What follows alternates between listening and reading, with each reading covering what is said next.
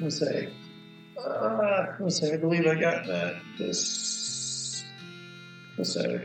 yesterday or this morning or something. No, it was yesterday. And so that video's up on the VOD channel if you want to watch that. Because care, support your analysis weight well enough. An invisible driver yells, "Yeah!" cracks an invisible horse snorts. Carriage starts moving, and soon you're out of sight of dirt water. We're hitting up the DLC before we finish the game.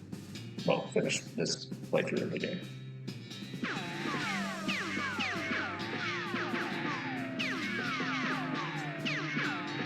Reckoning Gun Manor.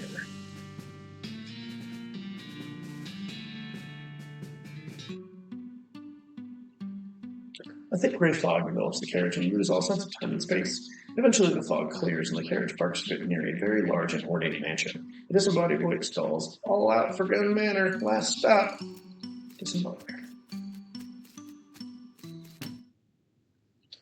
The visitor center is bereft for any employees. Where the heck is everyone?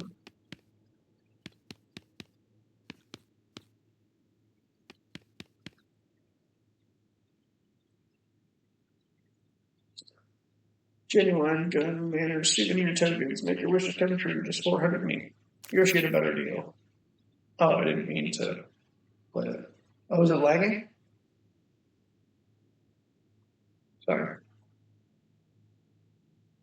It's a staggering display of business acumen. You convince the machine to give you a discount. Old framed photograph of Mrs. Gunn on the wall with a little explanatory plaque underneath it. Take a closer look. The photograph is of a young Mrs. Gunn smiling as she accepts a fancy trophy from a man in a frowning man wearing a lab coat standing behind her. The plaque reads, "Terry Gunn, an assistant, accepting a 1869 Why Didn't We Think of That award for excellence in inventing from the National Academy of Profitable Sciences." Info desk, the only info you know about now is there's nobody staffing it. Fortunately, there's nobody here to sell you a snack. Photo counter is unattended. You're not a thief, so you're going to wait until somebody gets here to pay. Uncharacteristically, the IRS has added an additional 50% to the sign. Oh my gosh.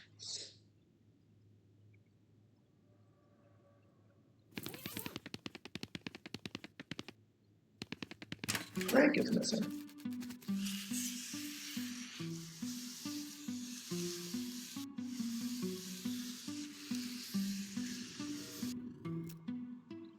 Excuse me, do you work here, Boomy? No. Nuts. I can't find any employees in the gift shop either. I haven't even started this job yet, and it's already a pain in my neck.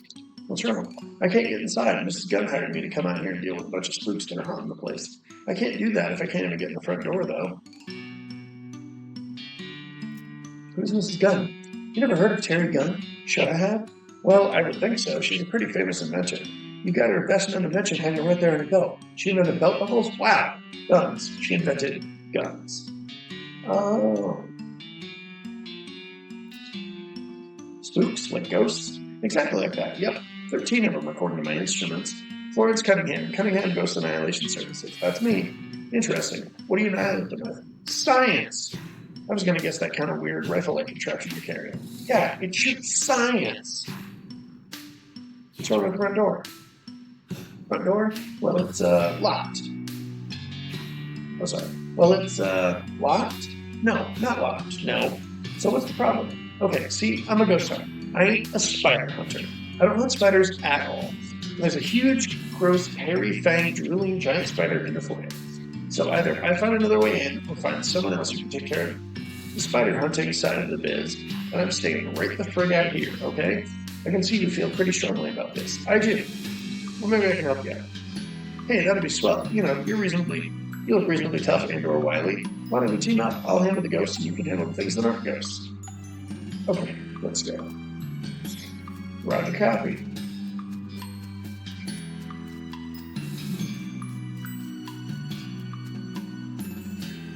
Brown's plaque reads, the Gunman Hedge Maze was erected in 1888 for the entertainment of guests and the families then $2. You are welcome to meander its paths, though we recommend caution during the winter. Below that is pasted a handwritten note. Actually, we're recommending staying out altogether because some crazy wizard moved in and has been animating the shrubs. Danger. Weird.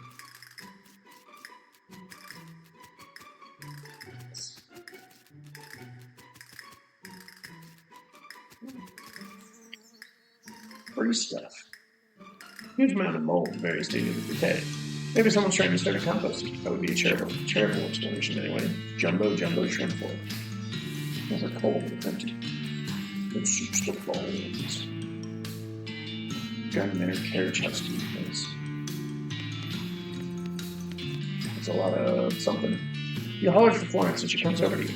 Whoa, Nelly, hold on a second. That's a ghost. Those things are dangerous. I wasn't expecting to see any of these. What? You're a ghost hunter and you're here specifically to hunt ghosts? No. That's just ghost. This is a ghost. A greater haunt originating from temporal spectral transmissions. Totally different from a ghost. Except for the name.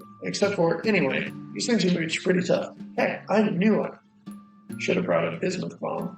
A what bomb? Bismuth. It's sort of silvery metal that screws with structural energy the way iron does with magnetic energy. Huh. So where did we get a bismuth bomb?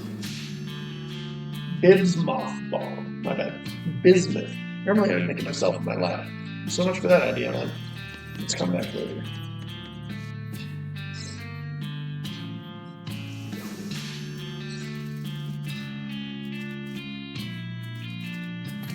Yay, free stuff.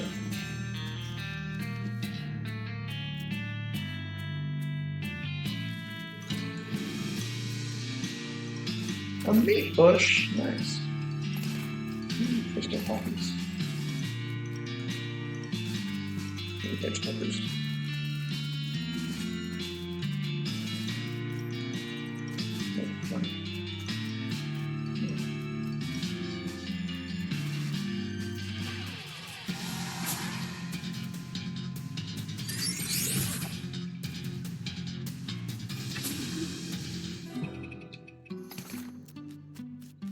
That's confused me.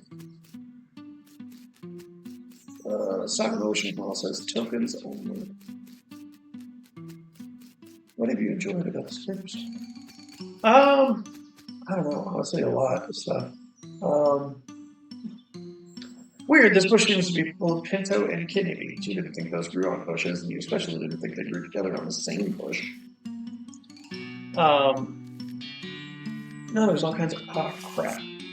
Found traps. Lovely.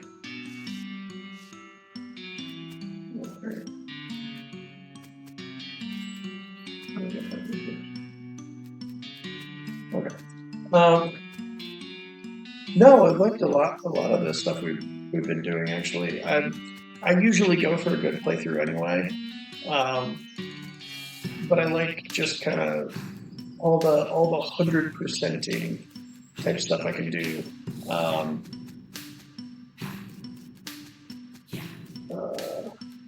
Like all the some of this was on the last stream that nobody was here for, but like helping Cactus Bill find a wife and a bunch of stuff like that. Great. These things are more aggressive than most of the foliage you've encountered, except maybe that holly bush you fell into in 3. Science pistol. Let's do that. Everybody dies.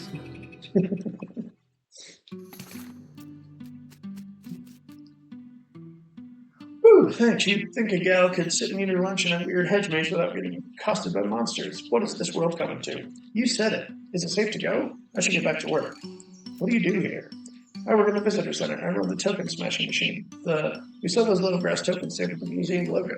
You can either use them in the wishing well, or run them through a machine that rolls them out flat and stamps the museum logo onto them. That's my job.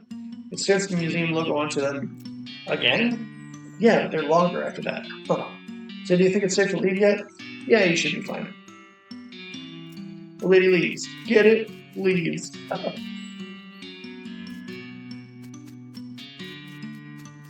Yeah. Say, I'm thinking after I get done with this, I might start. It'll be. When I do it, it'll be kind of segmented. But I think I'm going to start a God of War playthrough because I haven't played that game in a very long time, honestly. So I'd probably do God of War 1, take a break, play some other game, and come back and do God of War 2, play a different game, and then some of like the side games like Chains of Olympus and Ghost of Sparta, which were the PSP games. So I've never even played those. But yeah, there's a lot of Sorry. I think I might want to do that. You only succeeded in kicking the hedge wizard's ass down the road a ways. It was still pretty satisfying. But also, I think those would not get uploaded as vlogs on the YouTube channel because, especially in the first few games, there's like prohibitive levels of nudity, even with like the enemies and stuff, which is unfortunate. At least I didn't get very far. Bang.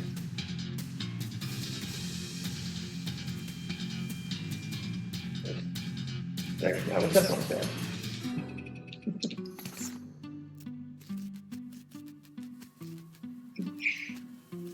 H is for hedge, probably. Okay, at this point, he's got nowhere left to run to. Well, assuming that weird portal thing behind him is accidental.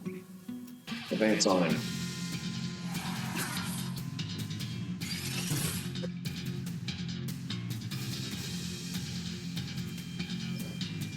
Die. At the Head Wizard's Journal, a Head Wizard's Orb. That's a magic confused leads. It's kind of portal both made of and filled with enchanted shrubbery. Ooh, secret stash. Ooh, hedging my bets. What's that do?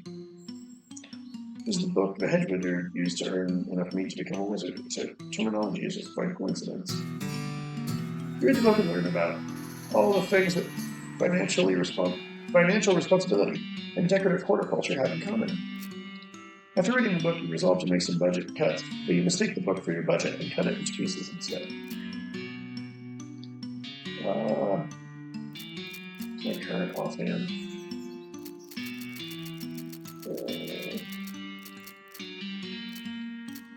It's a worry stone, which is not particularly useful.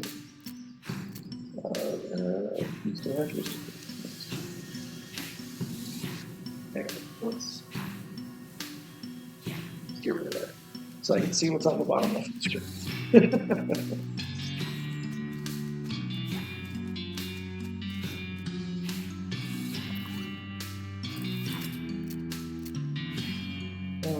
Okay.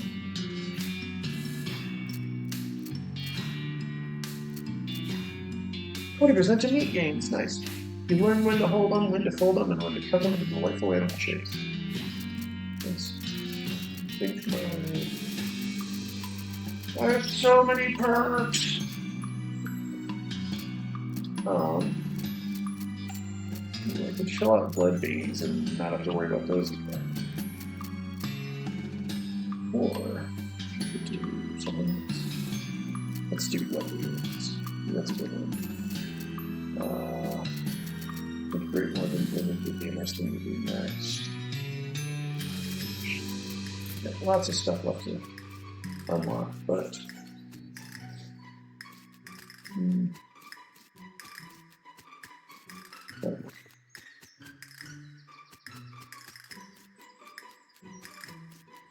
Oh, wishing well.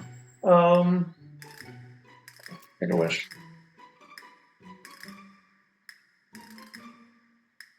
You hold the token under the well and try to think of something to wish for. After a few seconds, you accidentally drop the token into the well without making a wish. Dang it, I wish I had that token back. You hear some chime and the rope appears on the wishing well's crossbeam. Well, how about that? Now I have the token back. Yay. Little spigot here, but since the boiler isn't on, it probably won't do much of anything. Oh, there's cold and the thing is pointing to E. Oh my good lord! I knew there were spiders in this, but I'll look your mouth full. There you go. You were saying, hi, hello, salutations. Hey, you okay? I've certainly been better. What happened? I was practicing my greetings. I'm the museum greeter. Is that something that requires a lot of practice? Practice makes perfect, right? Well, there's an old mannequin down here that's pretty good for practicing on. This is getting increasingly weird. Anyway, a bunch of giant spiders grabbed me from behind. It was quite a surprise. I would imagine so.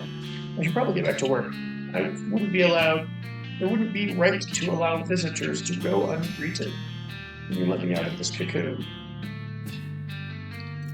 Maybe later. Oh, it's so much worse with the realistic lighting off the lantern. Shadows are horrifying. No. Yes. Yes. All of you die. Yay, I got fermented spider blood and miscellaneous spider parts. Hooray. Let's kill all of these forever. Die.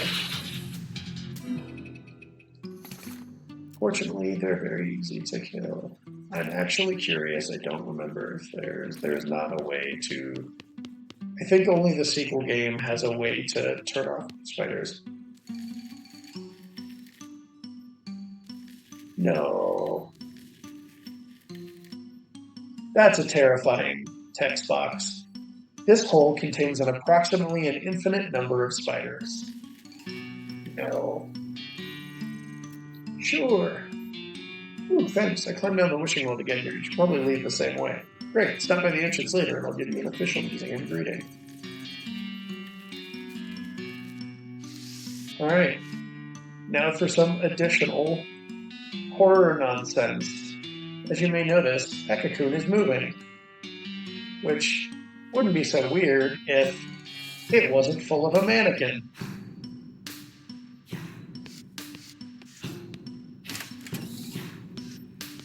Oh, I'm back here again. That's good enough. The good news is there's only one spider here. That is, it's huge. We're just gonna kill it.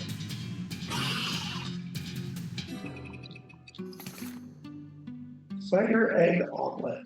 That's... looks like inside the spider. That's awful. Whatever used to be in this pie has been replaced with teeming swarms of the offspring of the spider who ate it. Awful. A little pile of miscellaneous spider eyes, chitin, legs, and organs. You never know when you might need something terrible, I suppose. Looks like the spider's eggs got scrambled up and cooked somehow while you were fighting it. You're not sure where the plate came from, though. This is a glob of spider blood. The reason you can carry it around is the outermost layer has been clotted slightly, or made kind of rubbery skin that you can use to carry around the rest of it. Horrifying. All of it. Horrifying.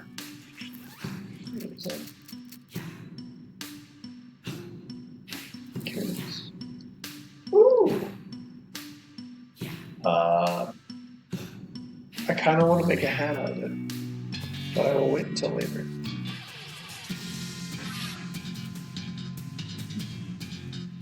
Die.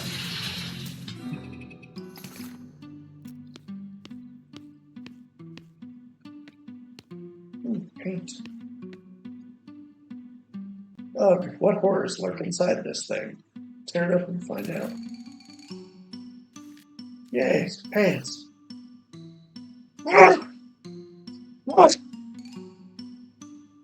Oh my gosh. Pants. Pants my curtain wear. Oh yeah, these are really good pants. They're out of photos of boring looking people you don't recognize. That was good. Just a bunch of dusty old cleaning supplies.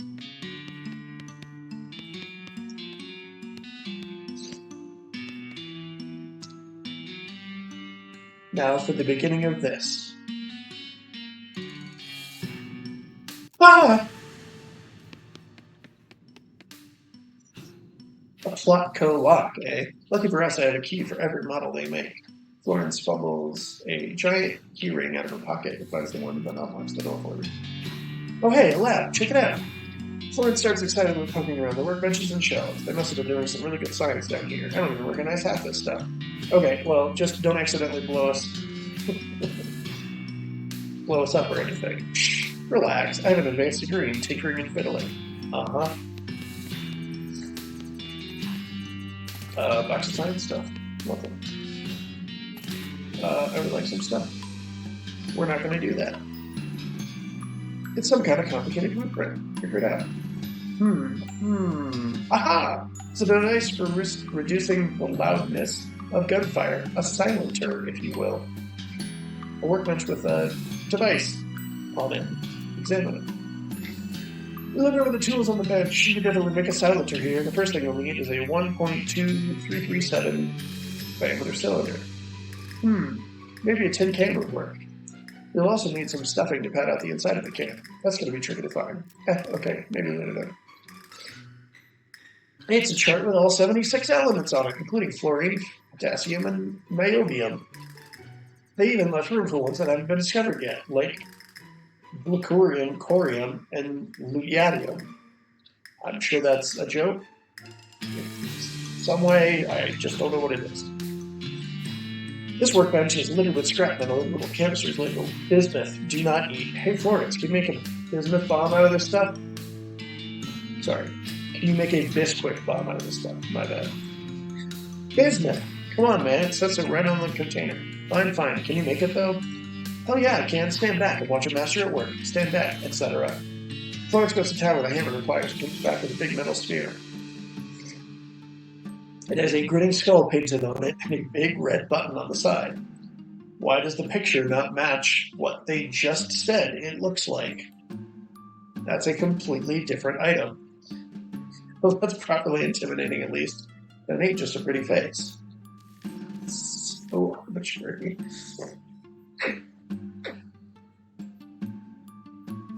You assume these three boxes all contain the same thing, but you don't know what it is. Wait. Oh, okay.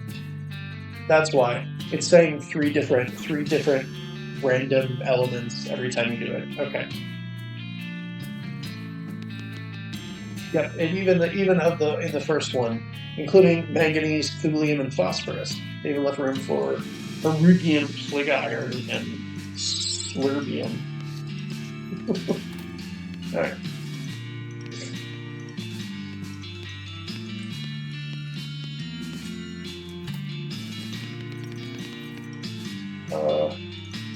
Kill the business, Mom. Great, better cover your ears and eyes, and, well, just cover your entire head.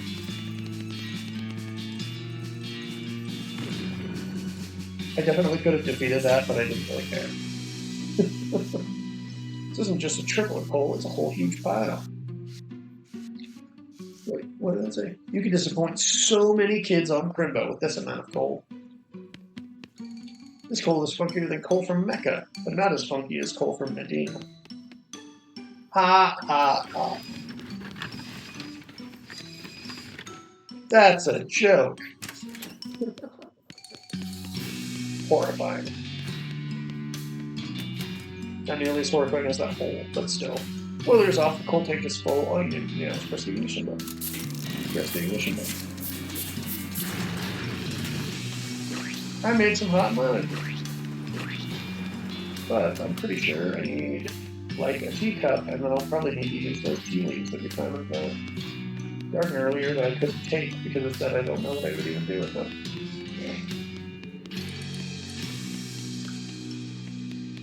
Oh, dang it. Yes, go back to the coach. Oh, this is the carrot chest. Okay. There's the hedge clippers. Okay. Nearly empty herbicide can. What can I do that with? It says it can instantly kill plants. Oh, okay. Oh well. Left a book on it. Advanced Beancraft. Too bad I don't need it. You've already learned all the techniques in this book, but you do manage to pick up some tips and tricks from the previous owner left in the margins. Get 150 XP. Find a library and donate it. Something on the floor of this coach. I got a hammer. Yay. I didn't need one, but now I have another one. Let's build a thing. Oh no! What's it gonna spell? What do you think it's gonna spell? Do you think it's gonna be scary? Is it gonna be scary? I'm afraid to find out. What's it gonna do? Oh god! This guy's slouching around here, smoking a cigarette. Do you work here? Are you a parking lot attendant or something? Yeah, I guess. I validated people's parking and all that. Can you come on break? Oh. Well, really everyone's on break. Kinda. What do you mean? A whole bunch of ghosts showed up in the ghost carriages. In ghost carriages all of a sudden. Everyone's either hiding or out or kidnapped. I got here in a ghost carriage. Oh man, did I die somewhere and not notice? Am I a ghost? Gotta jab your forehead with one finger. Ow. No. Ah! Okay, well, you should probably go back to work now. Yeah, why's that? Because I'm going to rescue all the other employees, and if they come back and catch you slacking off, they'll be ticked. Oh, jeez. Okay, fine. So let me finish my smoke before getting all heroic.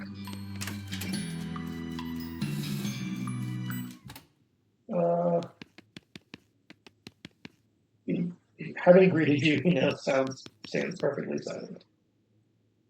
Oh, hey, thanks for rescuing me from that hedge maze. Hello. Either I've never asked you what you do here, or I've already forgotten. I run this token smashing machine. If you buy one of the commemorative tokens for that other machine over there, I can put it in this machine and roll it out. Well, flatter. And stamp it with our logo on one side and a fun picture on the other. Can I interest you in one? Sure. Later. Better deal. Did. There we go. Now I have 4 of them. I'd like one with a shotgun on it, please. Nice. That's one of Mrs. Gunn's loudest inventions, you know. She takes your coin, puts it on the machine, and happily turns the crank. It makes a loud grinding noise, and your token drops up into a slot, somewhat longer and thinner. You got a gunman or shotgun token. Yes, I would like to do another one with a magical rifle this time. Great, it has little sparklies all around it, and that's how you know it's magical. It probably also shoots beams, but that's not some. But that isn't in the picture. She takes your token, puts it in the machine, and happily turns the crank.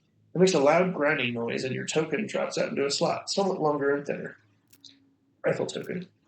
One more. Good choice. Someday it will make a lot of people uncomfortable if you tell them you think pistols are cool. But not here in 1895. Haha. She takes your token, puts it in the machine, and happily turns the crank. Makes a grinding noise, thing the longer. Nope, that's good. Now I have 3 different tokens. One that does a bunch of stuff, and they all do a lot of really good things. What was that? What does this orb do? I forget.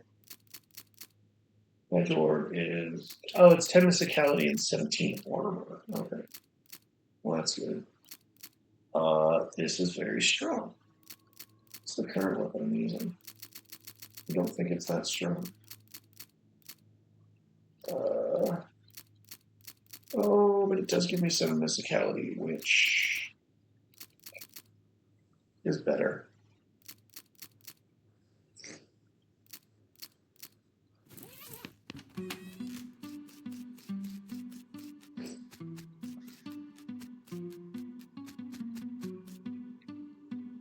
You tried the handle of the front door. It doesn't seem locked, but there's some kind of force holding it shut. Yeah, some ghost is playing tricks on you because they know you went to pack in science. Stand back, I got this. Florence unlivers her weird rifle and fires a short burst of swirling light into the doorknob. You hear an eek from the other side. From the inside, and the door swings open. Top works every time. Oh, that was the spider that she was so worried about. It's fine. That's great. So yeah, it wasn't so bad. Easy for you to say. It's a plaque. Read it. The house of Mrs. Terry Gunn, Teresa Terry Gunn, built this stately, if architecturally unusual, manor house in the late 70s, completed in 1977. After using the proceeds from her famous invention, the gun.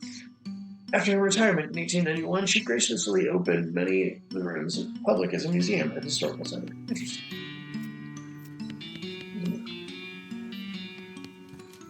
Yay. We're actually going to go right on the hedgehogs first. Because it's not this one. It's not this one over, isn't it? Yeah, there it is. Cut it. Step through. Oh, that's almost useless. I guess it's a way to skip the. I guess it's a way to skip the fight in that area if you can just walk around it. Dang it. I haven't found the thing. I know there's a thing here that tells me the directions to the maze, but I don't remember what they are. And for the most part, I will try to avoid looking stuff up unless it is, like... Unless it's stuff where it's specifically like, I know there's an answer for this, but it's just really obtuse. But this is one where it's just, oh, okay. Oh, the hedge orb vibrates. She's bringing in a sword. Sure, let's invoke it. Let's fight. Sure, do 23 damage to that for reasons. That's it. Okay. That's a measure of fuse these. Oh, okay. So it's just endless fighting, which isn't bad, don't get me wrong, but okay.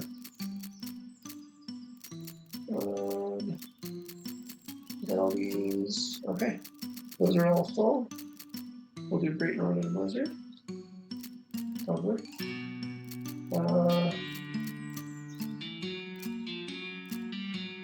Ooh. Mission's good. Let's upgrade my Bean Golem and Butterbean and the Bean Wall. Okay.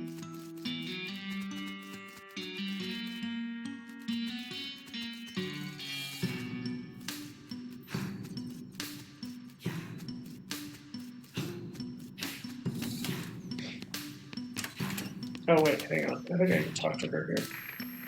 The intercom is making an annoying humming and crackling noise. What's the top button? Hello? The hell? Oh, a ghost just said hell at me. Spooky. Pretty sure that's not a ghost. The intercom's just busted. No, I've... Oh man, that would have been a pretty good joke if the intercom wasn't broken. Would it? We've been alone for a moment. The eyesight isn't really good enough to examine this painting. Ha ha ha ha. Carry joke. Maybe is only kind of good. Ah, it's rad-ish. It's one of those round fruits. Let's see what's an orange. Let's disbar this door. Remove the bar from the door and hurl it out a nearby window. Okay. Oh, that's what. Alright, well, I don't need that. Parlor. It's a sofa with some nice throw pillows on it. It's a tea cart laden with tea things. Take them. Okay.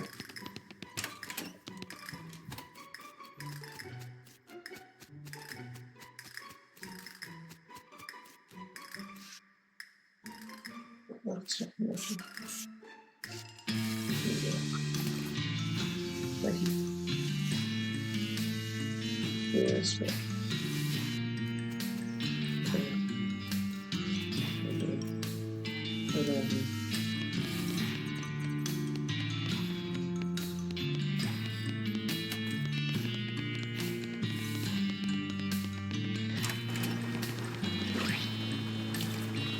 Yay. steaming pot of tea and all the cups you need to serve a maximum of 4 sophisticates.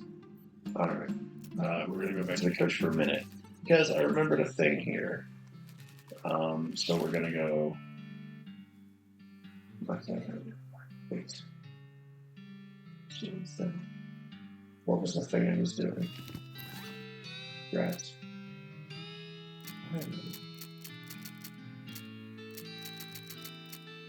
No! Ejaculate. Rats. Ocean.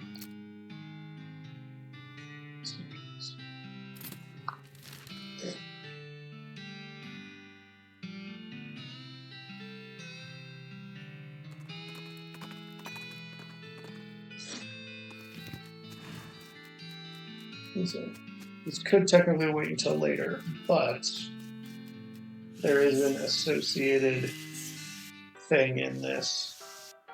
Aha. Oh boy, another spittoon. Let's go! What's with the excitement? I've given up. This is the last spittoon in the game, and I'm not giving it. I'm not going to try and convince you not to be the most disgusting person on earth anymore. Let's go. Let's do this. Yeah, search that filthy spittoon. You kneel down on the floor and throw your arms around the spittoon, giving the greasy brass bucket a great big hug. How about a kiss? Would you like to kiss it? You know it, baby.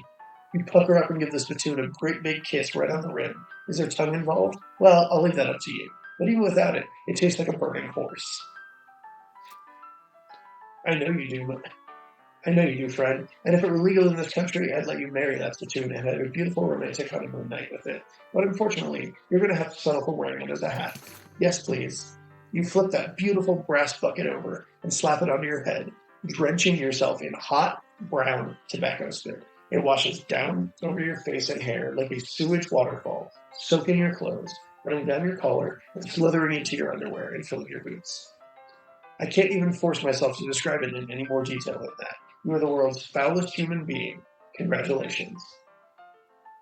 You got a spittoon hat.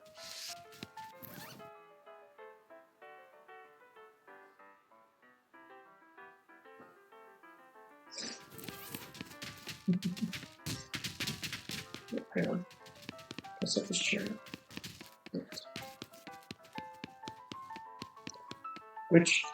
What happened?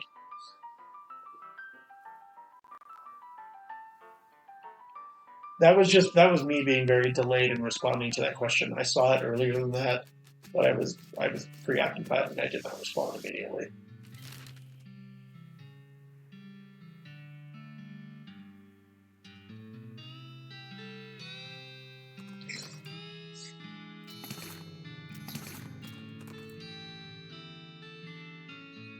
Oh, you meant with the. Oh, you meant with the the inventory thing that I was looking at. Yeah, that's I'll say I should be able to amend that short-ishly anyway, so it's not too big of a deal. I'm just annoyed at myself because I meant to do something and I forgot to.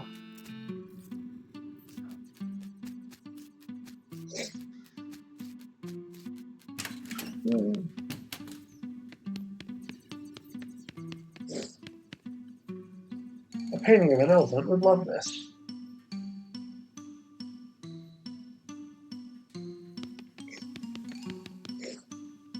Still life of a fruit, technically. A still life of a fruit. Oh no. What's it gonna do?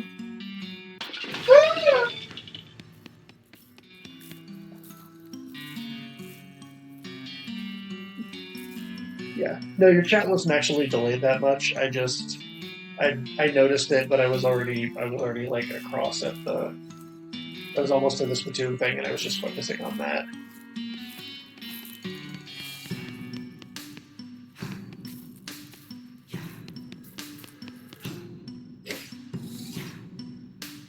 This ghost is cramming his face with invisible food. Maybe he's the ghost of an emperor. Hey, buddy. Hey? Come on, man. At least use a napkin or stick your pinky out or something. Oh, hey. Sorry about that. I'm just so hungry. What's going on here? The sweater doesn't know how to make ghost food, so he's just giving me imaginary food and hoping I won't know the difference.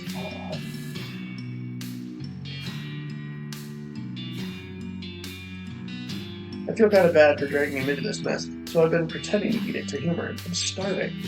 Huh, you need some actual ghost food? Maybe I can help you out. Oh god, yes, please. Specifically what I want is a bowl of chili. A bowl of chili without a gun in it. Okay, what? That's what I'm craving. I guess it's probably because of how I died. How did you die? Well, I was eating some chili, and it had a gun in it.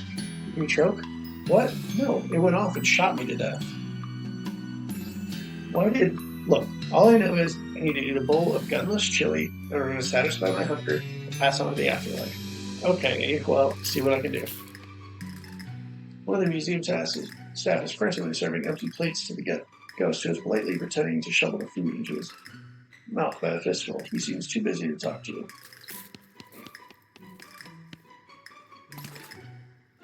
Ooh, look at that. Okay, it's not entirely dessert. There's no dessert of desserts, just desserts. You got a small blow torch.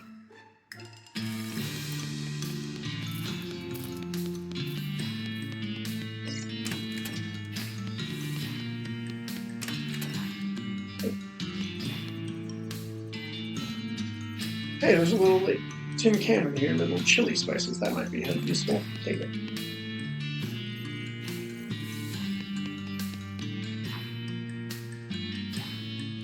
There's ghosts here mumbling and muttering and yammering something about eggs. Hang on a second. You tried to poach an egg by shooting it? For dadgum, yes, that's what I did. Heck, of course I did. That's how you poach an egg. Pappy didn't raise no fool. But dadgum, first lugging her egg rolled out of the wind. Why a bullet ricocheted off in the bottom of the cook pot and got me right between the peepers. For dadgum, that's not how you poach an egg. What are you talking out your head like that? Of course 'tis. No, it isn't. Dadgum, boy, me and my pappy and poacher and all our lives poaching me ever will. Okay, that's not the same kind of poaching. Well, this dadgum staff's much fucking boy poaching. I'm going to prove you so wrong as soon as I figure out how to do that. Okay, I guess I can't use it. Let's go inside. Unidentifiable matter. Frozen solid. Frozen bags of frozen food. More frozen goods of unknown composition and provenance. Another shelf of frozen stuff. Hey, hi, excuse me? You seem to be trapped in a block of ice. That was just what I wanted to talk to you about, actually. Can you get me out of here somehow? Besides the whole frostbite thing, I'm supposed to be running the elevator. And there aren't any proper stairs in this place, so it's kind of important. Let me think. I can get you out with magic? You mean like the sort of magic you use to blow up monsters? Because that doesn't really sound safe. Hey, relax. I'm an expert. I've got at least rank 3. I don't know what that means. Is that a lot? You summon a huge mystical lava fava being and managed to get it at just the right range to melt the ice quickly without burning the lemon trapped inside. Ooh, you had me worried there for a second, but thanks. I better get back to the elevator. If you ever want to go up or down within a limited range, come find me and I'll hook you up. Or down.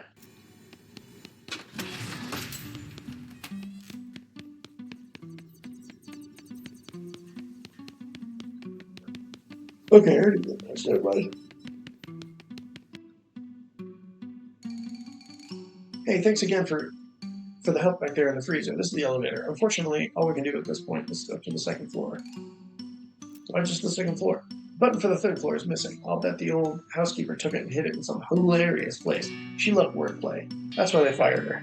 That and all the stealing important things and hiding them. 2nd floor, please.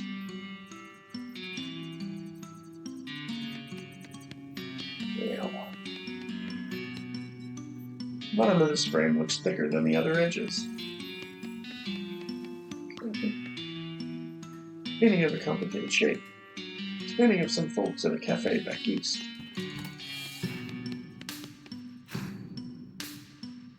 The ghostly clerk runs or hovers quickly over to you. No, dear, I'm sorry, but I can't let you do that. Why not? What's in there? The customer. He hasn't paid his bill, so I was forced to lock him in there until he does. I know that seems mean, but one has to take a firm hand on these things. How much does he owe you? 1,000 meat. How is he supposed to get the meat to you if you pay you? You won't let him out. That's a fair question, dear, but that's on him, I'm afraid. Oh well. Start to open the door with the glisten switch so and it blocked your way. Oh, hey now, sorry dear, but I can't let you go wandering in there. Why not? What's in there? A tenant. They haven't paid for their room. It seemed to be rather quiet, private sort, so I won't have you disturbing them. All fine.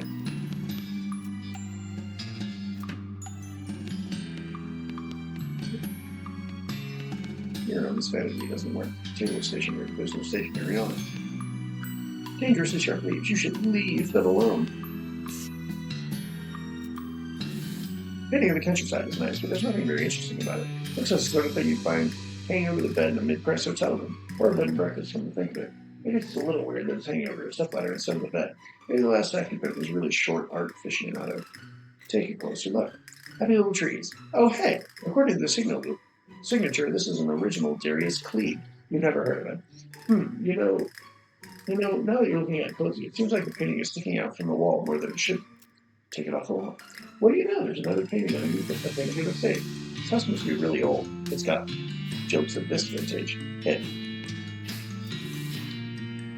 a fairly realistic painting of a wall safe. It's captioned Ceci n'est pas un coffre-fort. Take the painting off the wall.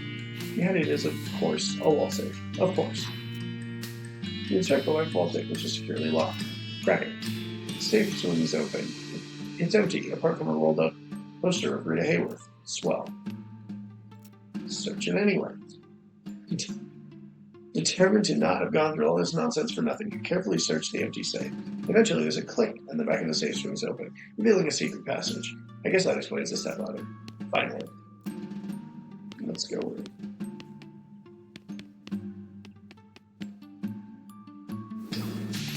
Okay. Yeah, good one. I'm glad you think so. The humorous nature of so and so certainly is right for puns, yes. Is that so?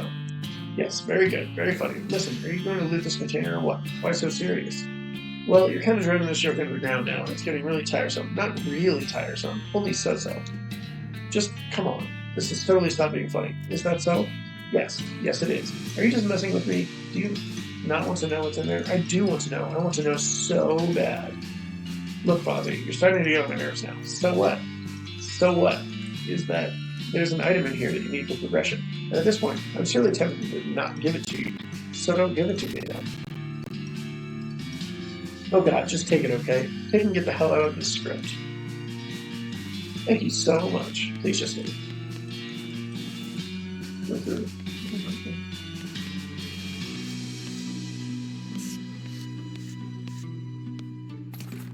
Yay, science students.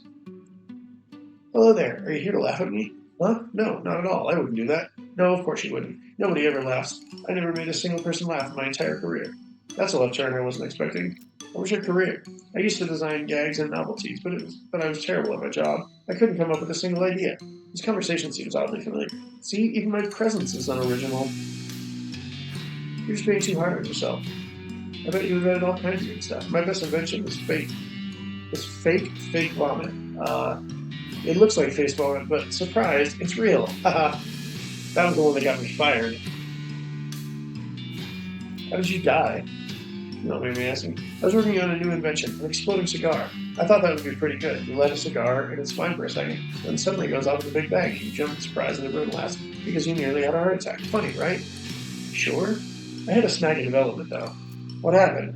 Well, I figured I'd use gunpowder for the explosives, and you can already buy it packed in those little brass cartridges, so that seemed convenient. You mean bullets? My first test one was a real mess, I can tell you that. I can imagine. So anyway, now I'm a failure and I'm dead. Well, maybe I can help you out. What do you mean? Well, your initial idea was pretty funny, I guess. It's just your execution that was the problem. My execution was the problem? You're a laugh riot. Maybe you could help me after all. I'll see if I can figure something out for you. What other novelties did you invent? Must have had one good one. Well, I invented a can of mixed nuts that has a spring in it, so when you open it, the nuts sprayed everywhere. That's kind of funny. Nobody would ever open a can because it said deadly venomous snakes on the label. You know those flowers you wear on your lapel and sprays water in someone's face when they smell it? You invented that? That's a classic. No, I tried to combine it with chewing gum made out of hot peppers. You invented a beer that maces people. People seem to like those little sea monkey things, so I thought maybe I'd do that, but funnier. And then I thought itching powder is pretty funny. You made itching powder at a brine ship? No, they're aquatic. That wouldn't work. I used spider eggs. Oh my god. I tried to make an ultra-realistic stink bomb using pure methane gas. Turns out pure methane is actually odorless. That isn't why farts smell bad. Also, it's extremely flammable. You know those fortune-telling fish, the little cellophane things that curl up in a hand in the future? Sure. I don't know how it happened, but mine were 100% accurate, and it was always terrible news. I tried to improve on the classic rubber chicken. Let me guess. Not rubber? Good guess. Once I made some glasses that you see through people's clothes. Wow. Right down to their skeletons. Huh. Okay, well, that's still pretty cool. Except for the part where I got cancer, yeah. I told you all the ones I can remember. I can tell them again if you want. No, it's okay.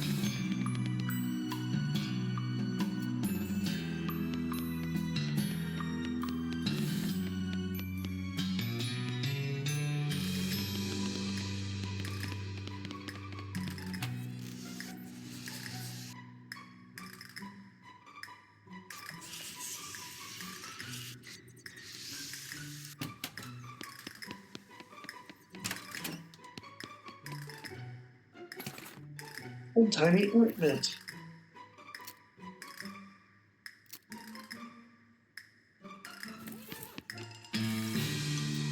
Yay.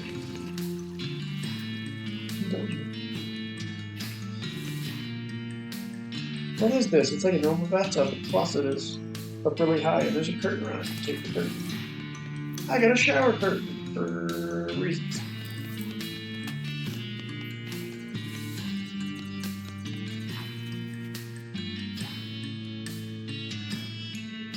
Give the elevator operator the button you found, and she sticks it in the empty buttonhole in the elevator control panel. Gallery. Oh no. What could it be? Oh no. Oh no.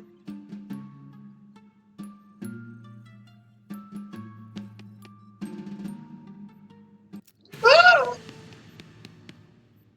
It's a bunch of T's in different typefaces. This one's more avant-garde, I guess. These are the 3 kinds of tattoo that have been invented so far. It's a list of statistics about the gallery. T's 8, Tats 9, Tats 3, Stats 7, States 45, Statues 3, Statuettes 69,105. Sorry, statues. I misread. List of all 45 states, including Pennsylvania, Alabama, and Ohio. You wonder what will get annexed next? Maybe it'll be the Wisconsin territory. Wait a minute, that flashing there said there were only 3 statues. If you're closely at the statue's plate, find one that you're pretty sure is a back covered in flour. Hey buddy, what are you doing? Look, I'm a 95% person you were a real person, not a statue. What are you up to? I'm a statue. Go away. Okay, now I'm 99% sure. Go away. What's your name? Paul. Go away. Hi Paul, I'm Fozzie. What are you doing here? Go away. Oh my god. Okay, let's see what I can do. List of boarding laws from before the cows came home, and everything got fun again. More laws, each of them about more complex boarding than the last. It's a smorgasbord of legalese if you're not hungry. Huh? Objection, huh? What are you objecting to? Your face! Overruled! What's your problem, anyway?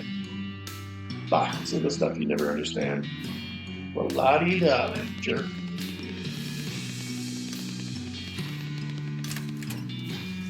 Oh, wait, hang on.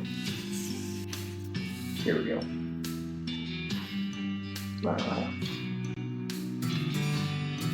Here, have some science junk. What's that's one of the science students she gave her a weird backpack. Her gun damage had increased, and she got a new thing. Holy cow, a counterclockwise phase inverter coil. I've been looking for one of these all over. Dashes it to the weird gun. It does extra damage and does another skill. Well, I don't know what these 12 cans mean, but I know they mean it 12 times. Abstract buddies. A book is a terrible thing to... Oh no! Oh no!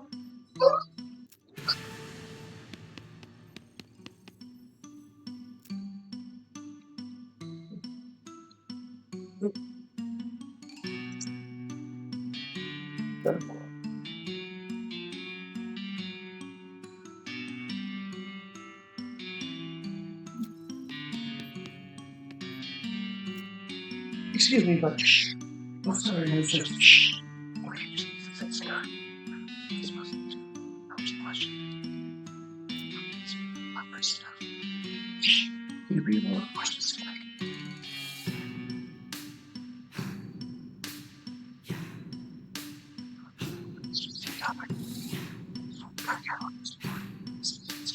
Cards by card number. Instead of my title or on there, which made it quite useless. Not suits and sex made.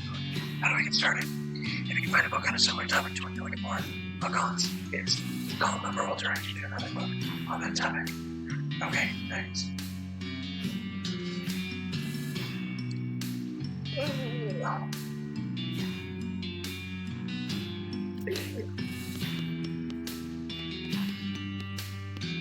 Let's see. I have no idea what it's saying. Let's see. There's a guy here, playing chapter in his life book. You okay over there? Shh, no talking back there. Sorry, sorry.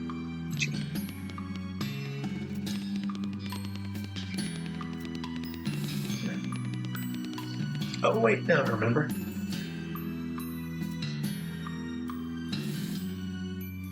Oh no. Weird, there's an entry for that word, but no definition. It's just a picture of... Oh no. A picture of... What? A picture of you!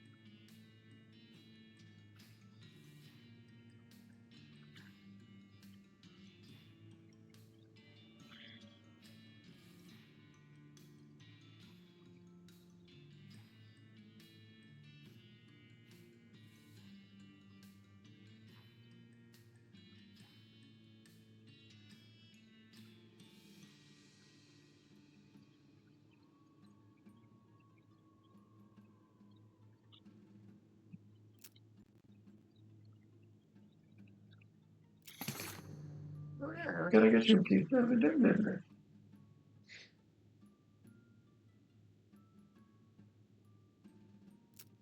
That's right. A slow cook by immersion in water to shoot an animal belonging to the king. See, I told you the ghost in the kitchen there were 2 meanings. Looks at this.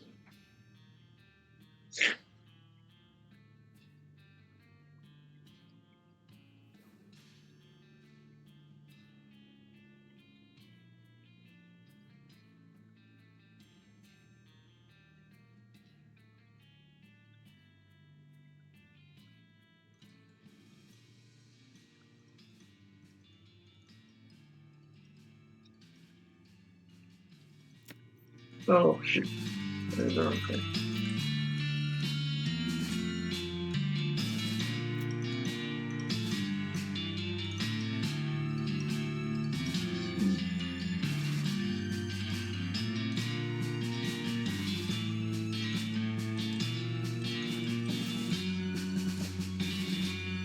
I'm gonna do this now because it's not worth messing with.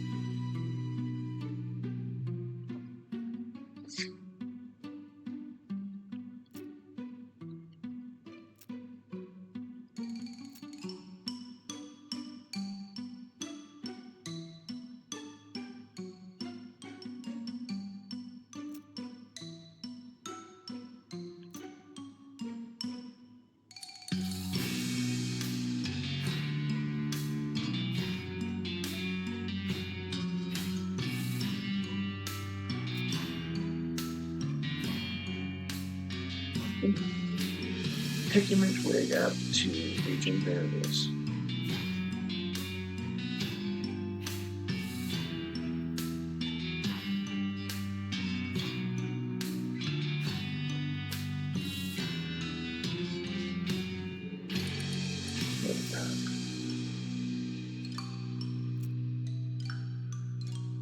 3 words that brought you here and the 3 pictures that formed them. Congrats, you saved them all. Saw them all. Saved them all.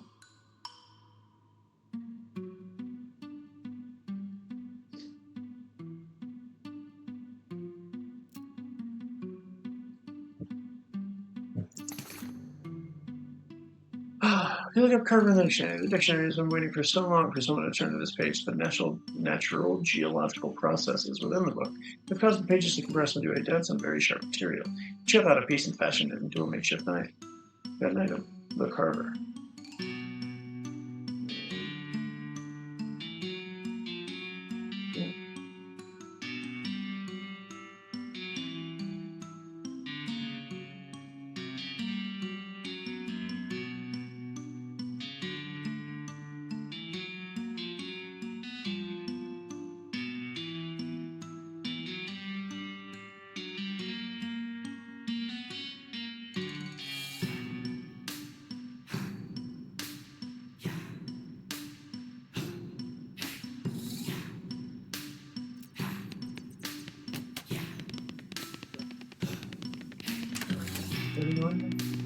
You said,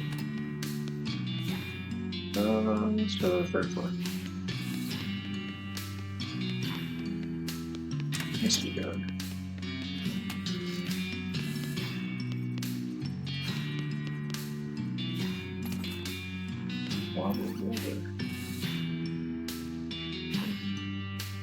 The thing about people who buy billiards tables is that they will almost never. The kind of people who will properly maintain their cues. This cue does not provide evidence to the contrary. Alright. Both the biggest and dumbest poster you've ever seen.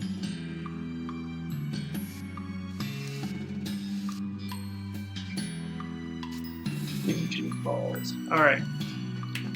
And this is why. And this is why we did the final spittoon first. There's a spittoon here, a bright, shiny, beautiful spittoon. Gimme. Oh boy, oh yeah, come to Papa. What are you doing? Huh? Nothing. What are you doing? Looking at someone who's kneeling next to a spittoon with the apparent intention of sticking his entire face inside it. Dive in. You jam your hand into the spittoon up to the shoulder and find nothing. The brass bucket is shiny and clean. Outside and in. Clean as the day it was born.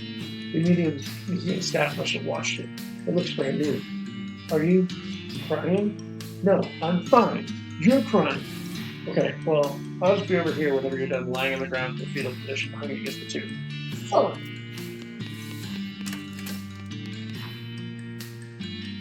Sofa is tacky, both in terms of style and the stuff that it was built on. I would like your eye, please. Thank you. It's the head of a teddy bear. Then we're going to remove the tag. It's sickening killing a helpless sofa and stuffing its carcass as a grisly trophy. Wow, you hope you never meet a live duck this big. I'm pretty sure this is a reference to their like online game, which is Kingdom of Loathing. I'm pretty sure this is a reference to that in some capacity.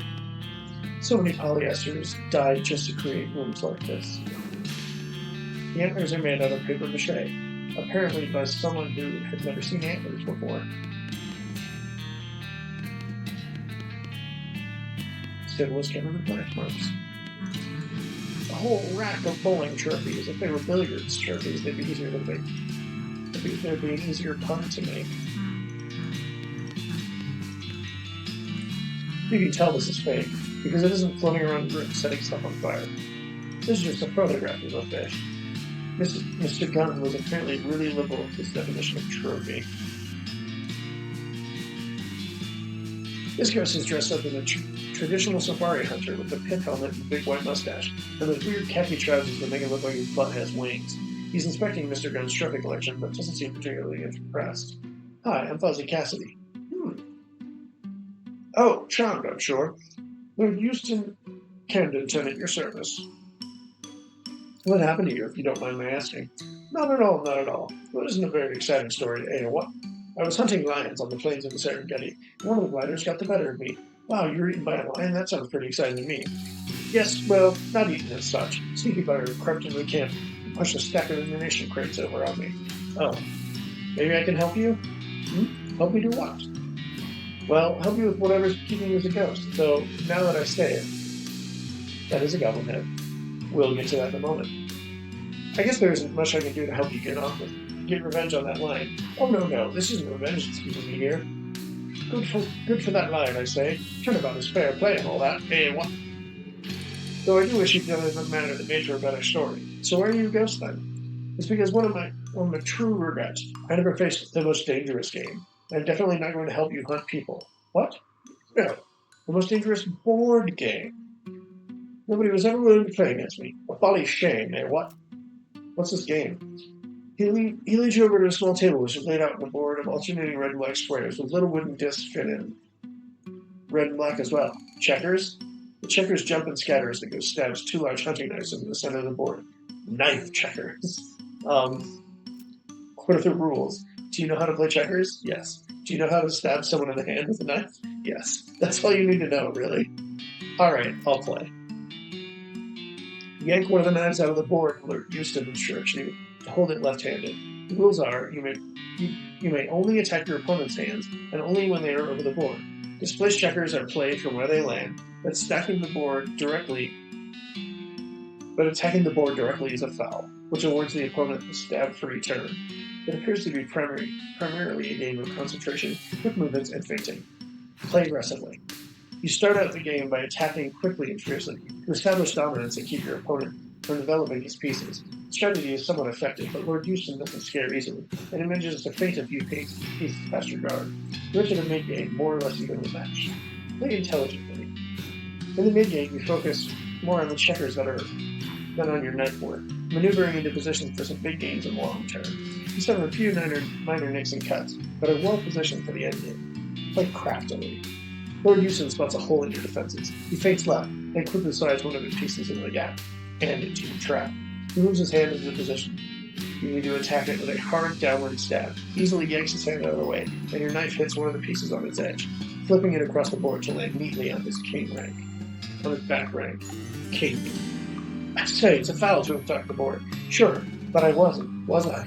I attacked your hand, and you dodged. That's all. You sneaky blackguard. Play continues, but with a king behind Lord Houston's lines, you clean up fairly quickly. All right, lad, I can see. Marvelous play, eh? What? Well done. He gives you a smart salute and fades away to nothingness. We're gonna...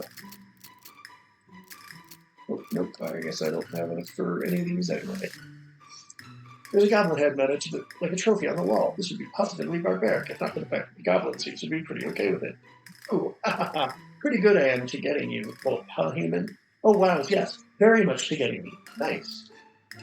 What is it happening to you? Did Mr. Gunn hunting into cutting cat off? No, Mr. Gunn, a good human. Man is being very friends. Inside of his bowling ball bag, my sports are growing. Only headroom. Mr. Gunn confided me and hanging me up here. What's he chatting with? Great guy. Wow, weird. Yes, that is a goblin head. It is only a goblin head for that. Humidor full of cheap cigars. Grab one. Grab another one. Grab another one. This guy doesn't notice you approaching until you're right next to him. He yelps in surprise and drops his glass on the floor, then squints unsteadily at you. Then he takes a maraschino cherry from the bowl of the bar cart and throws it at your head. Hey, stop that. Sorry, just making sure you're not one of them ghosts. He drops another cherry into a fresh glass and pours a lot of whiskey on top of it. Are you one of the museum employees? Mm-hmm. Yep, that's me. What are you doing in here? Hiding. Buddy, I don't know if you didn't notice, but this house has got ghosts in it. You don't say. A whole bunch of them. All over. So I don't know about you, but I'm saying right here, where it's nice and drunk. I mean safe. Wouldn't you rather get out of here? Nah, all the booze, that is, booze. I'm really scared when ghosts go, boo, you know? They'll get me if I leave this room. There aren't any ghosts between this room and the exit.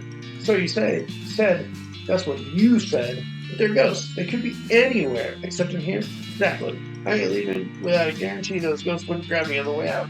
We could disguise you. Here, look, we'll use this white shower curtain to disguise you as a ghost. Then they won't bother you on your way out. That's a mighty fine idea, but tells us back and shrink, of course, another. But, oh, eye holes. Scorpion's got no eye holes for my eyes. I wouldn't be able to see. Heh. I'm starting to think you don't actually want to leave here. No, what did you give you that idea? It's terrible in here. Shoot some holes in the curtain. You narrow your eyes at him and blast some holes in the curtain with your pistol. Okay, jeez, I get the picture. He grabs an armload of bottles from the cart, pulls the shower curtain over his head, and staggers out the door. Good. Oh, hang on. Nope, that's not what I want to do. That's what I want to do. I was going to say, yeah, that sure would be enough for 500. Ooh, I want that bean golden so bad. Bean shield is also really nice. Holy, it's good. This poster is clear in its artistic intent, but not very imaginative. Let's fight it!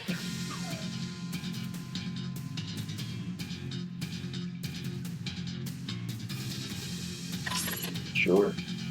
Make me more mystical, I think. Die. Got a bowling pin. Pinomat XR86. Oh good, the XR85 was complete trash. This is where bowling balls would come out if this thing was working. That's it.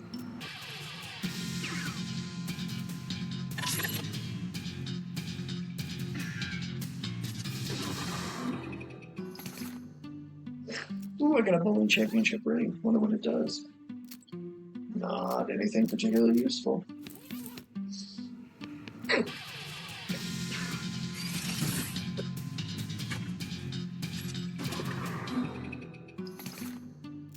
Ooh, I got a bowling shirt name tag. Nice.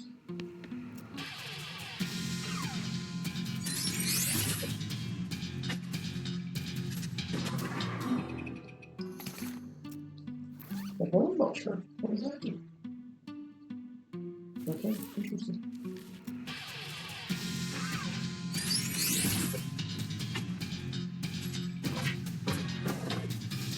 Oh damn. We can do us some damage.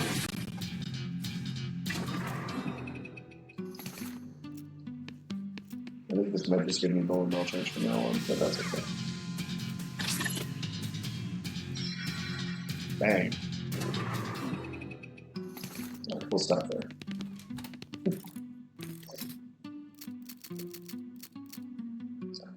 I got some good XP done. Ooh, you know what? We'll just do another one. No, wait, hang on, wait. I don't know what I want to do. Sure, do that. I want to see what my current being golem looks like. Ooh, he looks mad. Second.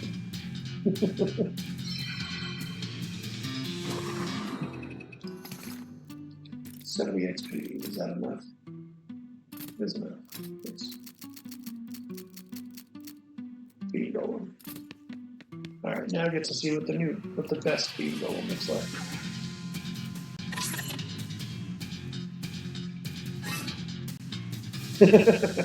That's great, I love it. Let's pop down a bean wall, which might do something, maybe. We'll see. Here. Yeah, why not? Oh no! I wanted the bean golem to attack him. That was literally the only reason I did that. That's frustrating. That's unfortunate. So I need the bigger one. So if I upgrade my bean wall again, or bean wall, I should be able to challenge into a game.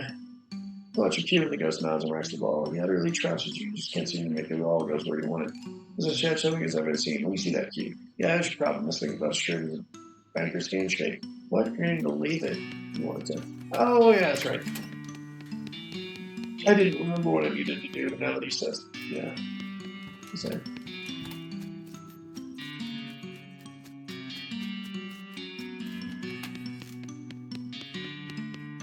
No!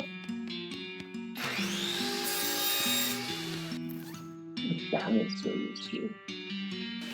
Yes. But I don't need moxie, or that would be very useful.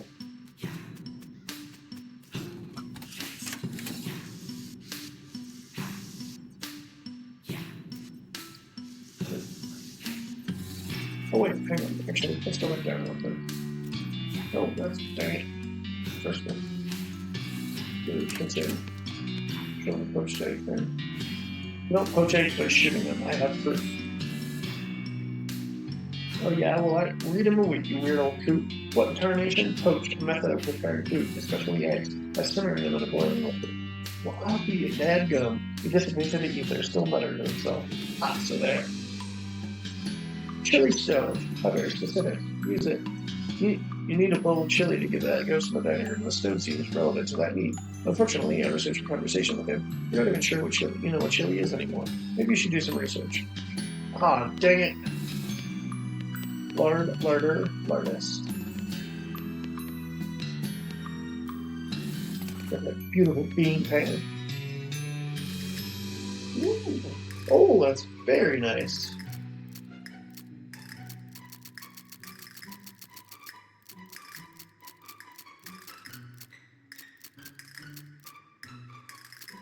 Ooh. Oh yeah, this is way better. That's fantastic. I love that. Pantry. Butter and a pantry. Yeah. A rack of pants. Pants on a rack. One rack, many pants. Another rack, another single pair of pants. Pants, pants, pants. Pants, pants, and more pants. Pants, pants, and oh hey, there's a pair of your size. Yes. Pants, pants, and oh yeah, more pants. This ghost is running around like crazy, or hovering around like crazy, searching the rack of pants. Or trousers, if you prefer. We say pants here in Western territories. He seems too preoccupied to take any notice of you. Anticipates his moves to come up. Pop up suddenly in front of the ghost in the insurance corner. Hi. What? Geez, buddy, you scared the death out of me. Sorry, I was just wondering what you're doing. Well, I thought that's obvious. I'm looking for a pair of pants. But you don't have any legs. Yes, I know. So what do you need pants for? Nostalgia? I see. What kind of pants are you looking for? The kind without legs. Legless pants? Well, I can't wear regular pants, you know. Legs would just walk around. You dumb. I guess you have a point. How'd you lose your legs anyway? Oh, geez, it's real embarrassing. I don't mind. Well, see, I didn't have a proper holster for my gun. So I was just carrying it around tucked into my belt. Oh, trigger snag when you went to draw it, huh? Right, and it gets worse, though. I was wearing one of those gun belts with the slots all around it for you to stick bullets in, you know? Oh, man. Yeah, the chain reaction blew off the entire lower half. Wow, so that's how you died?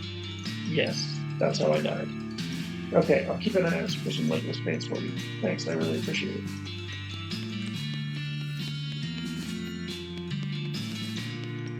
Darn easier. Not yet, but I'll keep it. Alright, I'm gonna have to go look up in chili in the dictionary, I think.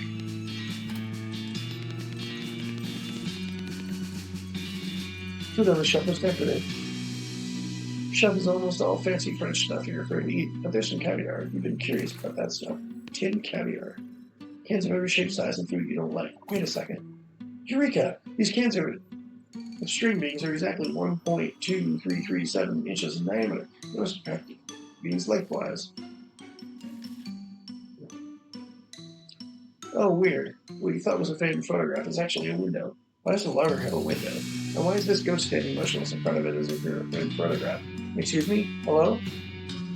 Grab him by the shoulders and shake him. Grab the ghost, somehow, and shake him until he rattles.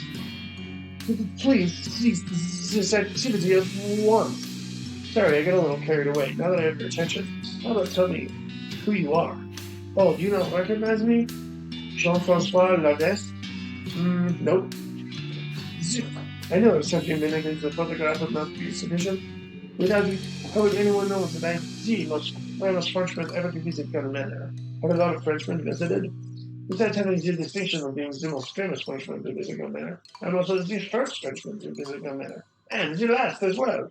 Gosh. Was this about a photograph? I'm posing for a photograph that commemorate my visit here. And that fool of a photographer fouled it up in preparing the gunpowder flash. Father Pal. He left a bullet in it. Ah, I see. He must have... I must have this photograph. Such a face as mine must not languish in obscurity. Alright, I'll let you know when I find it. Eat it. Alrighty. I literally know exactly where that is. It's right here. Look like our nest.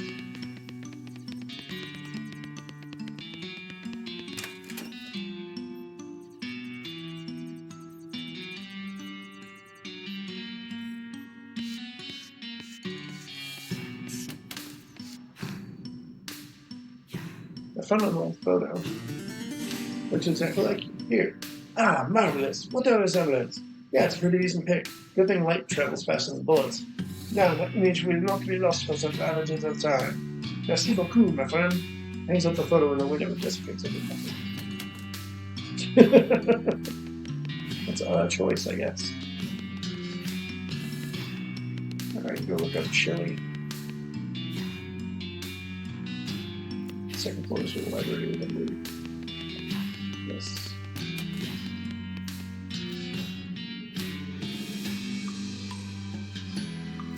Chili. A savory soup made from beans, spices, and a gun. Huh.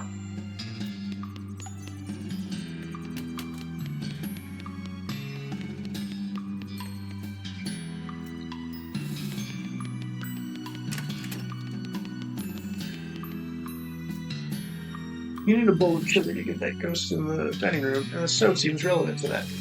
According to the dictionary, you need some spices, some beans, and a gun. Oh wait, except you're trying to make chili without a gun in it, so you have to remember to skip the gun part. Okay, keep it together, Bobby. Spices. Yeah, you've got that under control. You grab a chili pot and put it on the burner. Shake a heaping help chili spices into the pot. Next step is beans. Beans are your specialty. Conjure up some pintos.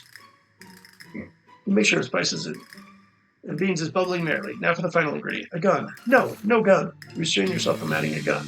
Step back and admire your handiwork. It's not according to Hoyle chili, because it doesn't have a gun in it, but it is chili with no gun in it, which is the thing you were after. Chili sin pistoles. I need to kill this guy. I think I have to talk to him before to let me kill the chili. Murder this chili. Talk to him. I'm back, and I've got a bowl of 100% gun-free chili right here. Oh gosh, thank you. So, is something wrong? Well, I can only eat ghost food. Do you need me to murder this chili for you? Not to put too fine a point on it, but yes. Alright, I guess I'll try to find a humane way to do that.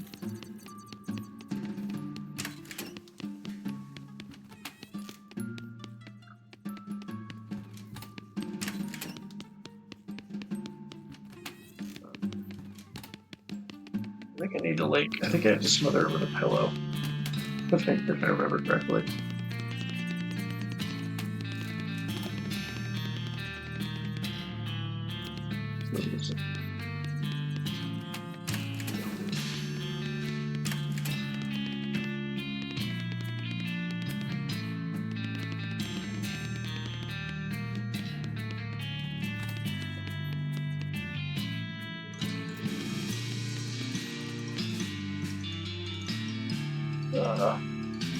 Welcome to my little B&B. Would you care for a room? No thanks, I won't be staying that long. Hopefully. Wait a minute, yes?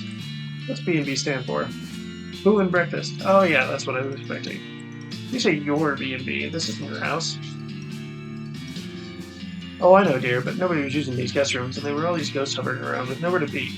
And I got homesick from the little B&B I used to run when I was alive, so I thought Mrs. Young probably wouldn't mind. I see, fair enough. What happened to your eye? Oh, it was a foolish accident. I had a guest I was suspicious of. A nervous, twitchy little man. I thought I might be mixed up in something bad. And one evening, as I was passing by his room, I gave in to temptation and peeked in on him through the keyhole. Did you see anything? Well, only for a moment. He was cleaning a small pistol, and I suppose it must have made a noise. I must have made a noise because he suddenly jumped and the gun went off. And it hit you? That's right, straight through the keyhole. That's how I died, in fact. Geez, I'm sorry. Thank you, dear, but it's all right. Serves me for spying on a guest. Is how I look at it. Is that what's keeping you here? Guilt? No, I think I've paid quite sufficiently for that transgression. What then? Well, I don't want to go to heaven missing an eye. It wouldn't be as nice without depth perception. So you need a new eye? Yes. Do you think you can help me? I have one right here, sort of. How kind. Thank you very much. Takes the glass eye from you, puts it in, whereupon it falls through her into the floor. She touches, she picks it up. Oh dear, a little too physical. Yeah, I wasn't certain this would work. Don't worry, that's easily fixed. Do you have a hammer I can borrow? A hammer? Yes. That'll do nicely. Thank you. She takes the hammer, places the glass eye on her desk, and smashes it with a price crack. Ah, perfect. She gives back the hammer and plucks the ghost out of the glass eye from the shattered fragments. After blowing the dust off it, she tucks it back into her socket. That fits much better. Does it work? Well, now that you mention it, no. I can't actually see with it. It is the ghost of a glass eye, after all. Oh dear, this won't do. What a shame. You know, I don't really understand why your eye is still missing. What do you mean? Well, I always assume when someone loses an arm or something, it just sticks around as a ghost arm. That's why people say they can feel it itching sometimes, because you've still got an arm there, but it's a ghost. It's even called phantom limb syndrome. So logically, if the rest of you becomes a ghost after that, it would hook right back up. But then, where did my eye go? Maybe it got pushed back inside your head? The ghost thinks about it for a second, then shakes her head. No, that seems... Wait. What? I do think I felt something just then. She shakes her head again. My goodness gracious. Keep going. It's like one of those puzzles where you check the marble in the hole. She bends her head forward and continues shaking it. You can almost hear a faint rattling sound. And then, plop! She straightens back up, blinking with 2 eyes. You did it! Well, I'll be. Thank you so much, dear. I never would have thought of that. No problem. Have a nice time in heaven or wherever. Ghost gives you a friendly wave and fades out of sight. Well, that's all that then. Okay. I don't think just yet. The bar, and we're gonna head inside. Bookshelf most of the secret of considering your soul. Believing in your marriage while acknowledging your money. How to trust your soul with potential. Your spouse, your teenager. Ooh, yay. Some trash. There's something in your teeth. You pick it out. Ooh, free wallet. Let's get some free experience. I've already learned all the techniques in the book, but you managed to pick up some chips left in the margins. One of the museum employees is sitting here reading a magazine, as you can see. Congratulations on a new map freedom. Congratulations, I freed you. You're free, huh? Free from what? Well, from being locked in the room with nothing to do except read that magazine. Ah, so you freed me from my excellent excuse of not having to do my crappy job. Well, you freed me from the burden of relaxing here instead of emptying trash cans and cleaning toilets. Great. Look, you're a real hero. I can just lock the door again. Now it's too late now. I'm free. Free as the wind blows. Free as my job blows. Thank you. You're welcome. Alright.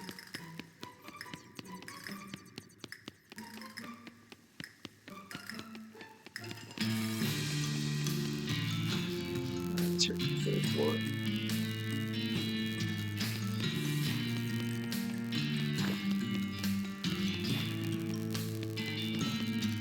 Curious gaze.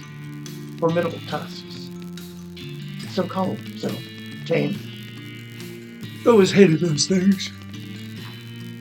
Yeah, this is a nice painting. He's all ears. Face them. Ooh, dueling banjos. This is a bassoon. And you know what they say, it makes an ass out of N and what? Boom!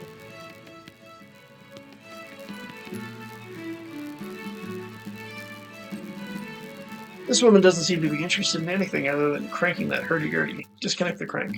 You definitely disconnect the crank with a hurdy-gurdy without alerting the woman's attention. But it turns out you meet with her father. She continues to turn the crank blank-eyed, even with nothing attached. Grab the end of the crank and pull her, very slowly, to the gift shop, where you find a Victrola to plug her into. She seems just as happy here as she was before. It must be nice to have her calling.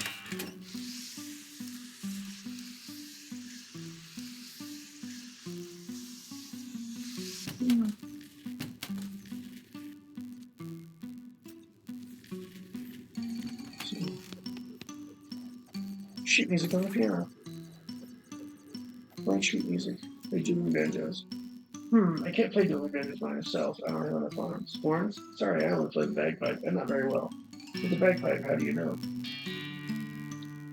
What about you, Alice? No thanks, I'm busy. Doing what? Drinking while not playing the piano. You guys are no fun.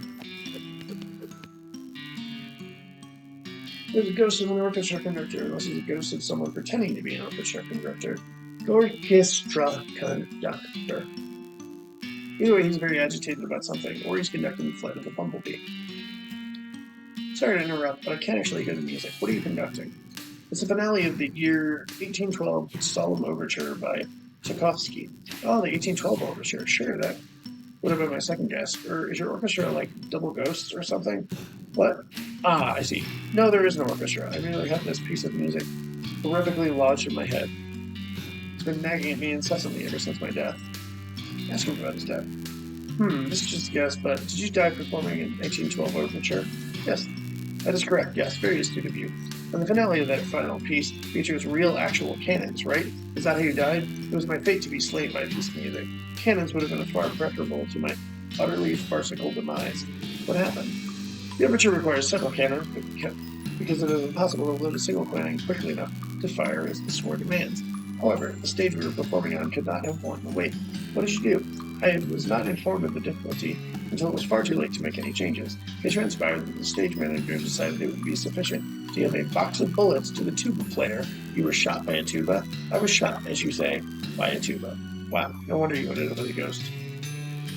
Oh, isn't this ridiculousness of my death that troubles me, really?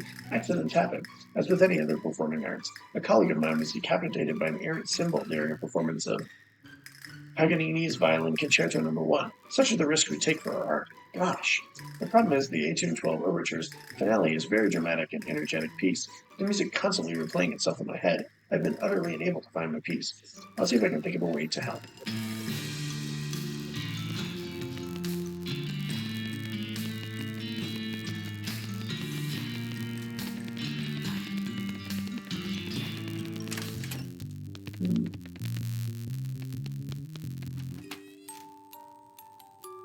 Oh, this is creepy. Teddy bear had been very comprehensively and enthusiastically disemboweled. Oh, hey.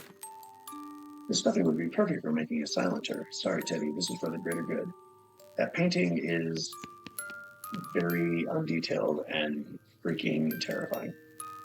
It's full of baby supplies you don't understand, like changing shampoo and swaddling rattles, like swaddling wipes and changing rattles, like burping pads and feeding blankets. Those are actual things, like changing soap and nursing scissors.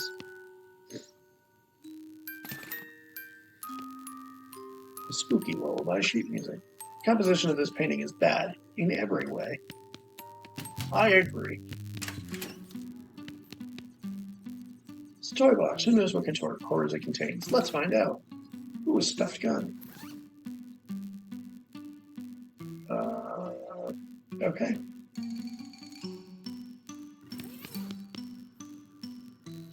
Oh no. Oh no. I think I know what's going to happen. Little girl goes to serving imaginary tea to her guests. The doll, while terrifying, is largely indifferent. The museum employee, on the other hand, is playing along with a rictus grin on his face. The little girl wears an annoyed and disappointed frown. Hello there, my name's Fozzie. Can I join your tea party? If you want to, I guess, but it's a terrible tea party. Oh, what's wrong? You aren't having any fun? All you have is dumb made-up tea. I want a proper tea party, like Mama took me to. Tell me more about that party. We went to a real tea room. It was so pretty. There were vases with flowers in them, and everyone was dressed in suits and real pretty dresses. There were white china teacups for the tea. Real tea, not imaginary. Well, that sounds very nice. It was. It was so nice. And everyone was so polite and charming and elegant. Well, until the fight started, anyway. Oh, there was a fight? Well, two of the gentlemen got into an argument. I don't know what it was about, but I guess one said something about the other one didn't like, and he was insulted, so he threw the tea right in the man's face. And then he took out their guns and started shooting at each other right there in the tea room. Whoa. They were still really elegant, though. They had little silver ivory pistols, and they kept their pinkies out the whole time.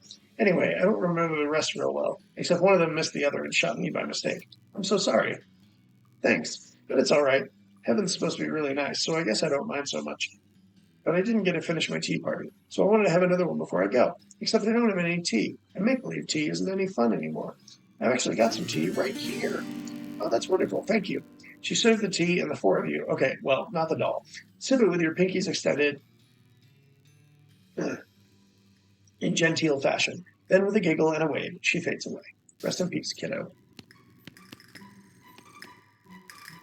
Oh, thank God. I thought it would never be over. Look at me. I'm shaking like a leaf. Kind of a freaky situation, right? Having to deal with little kids freaks me out bad enough. Having to interact with a ghost one was horrifying.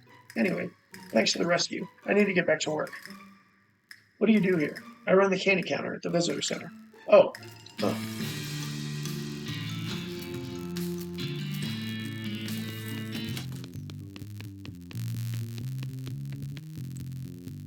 It's a doll mine. How adorable. Just look at all the miners and minecarts and mineshafts and balls of minestrone. What's this? There's a tiny stick of dynamite stuck in a little borehole. This toy is interactive. Examine it. Yeah, what if that... You got an exploding cigar. Hilarious. One corner is missing. Ah! I actually wasn't expecting that one. It didn't scare me, but it wasn't. I honestly didn't remember that until that happened.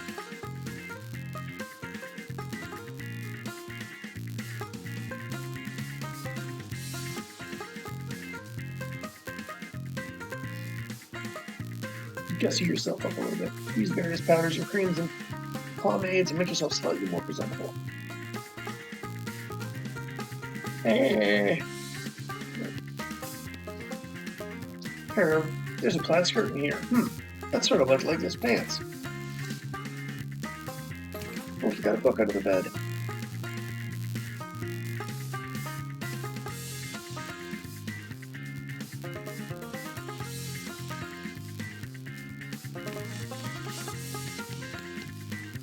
Box of science stuff. Someone's been slacking on their geometry homework. Tisk tisk. Good for them. You decided to just take the book with you and do the assignment later. Got the geometry textbook.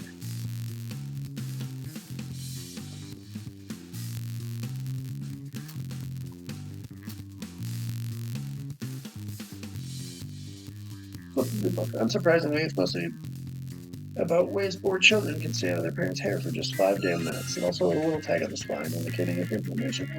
Okay.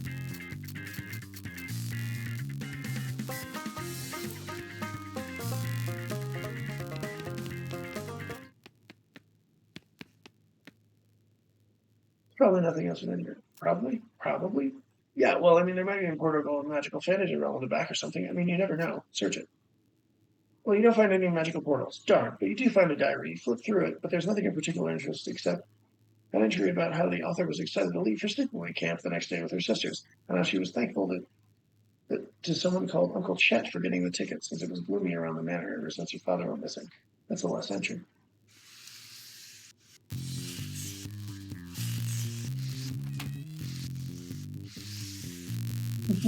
No, I'm not getting sleepy. My eyes just hurt. It's not actually relevant. My eyes are just actually irritated right now. Like chalkboard. What could it be? What could it be? Damn it! Stop it! Let me have some dramatic tension. Damn it! Ah! There we go. Fixed it. I don't want to go back to that. Let's go to the first floor. Ugh.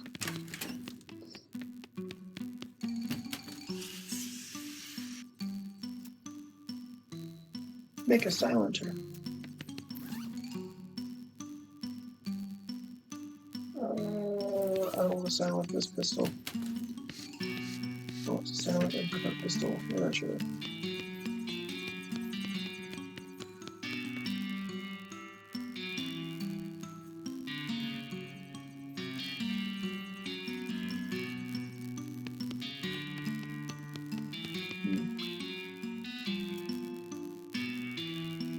Knock. Yes, who is it? This is Gunn. I'm Fozzie Cassidy. Are you the ghost extermination people? Yes, ma'am. Florence Cunningham. Cunningham Ghost Annihilation Services. Fozzie is my assistant. I'm here. What? Who's the county licensed ghost hunter expert here? Me or you? Okay, fine. I guess. If you've been able to exterminate all the ghosts, I feel haunted. 8 of them left according to the scanner. We're still working on it, ma'am. Don't worry. You can count on us. Alright, please let me know when you're finished.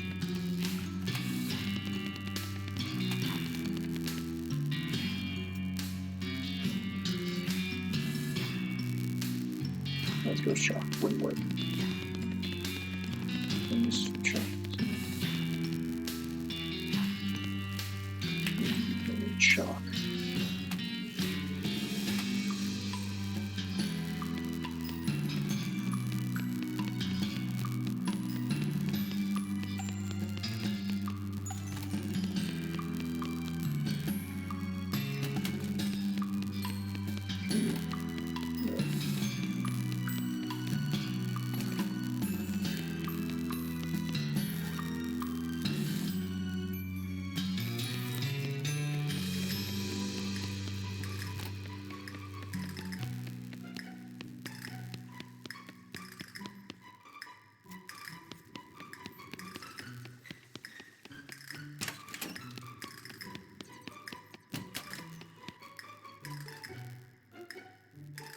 think that's just what you were looking for. That's an exploding cigar. Yeah, sometimes a cigar is just a cigar, but not this time. What did you use for the explosive? I found a really small firecracker, just big enough to blow up the cigar without blowing up Roman's face. And without the, well, it was projectile. You're a genius. Please let me see it in action before you finally rest. Very good.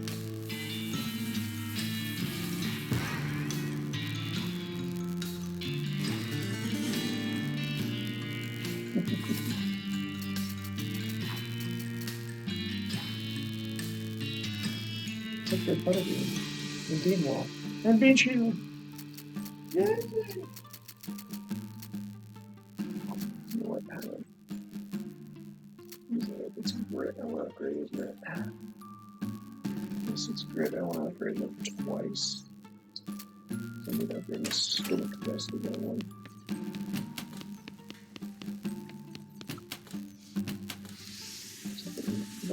There's Tickle. Oh, what? That's good.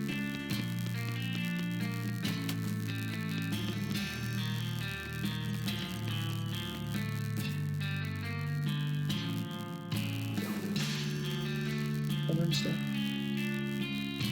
Okay, thank you for that. Oh, thank you for showing me. I wrote this back.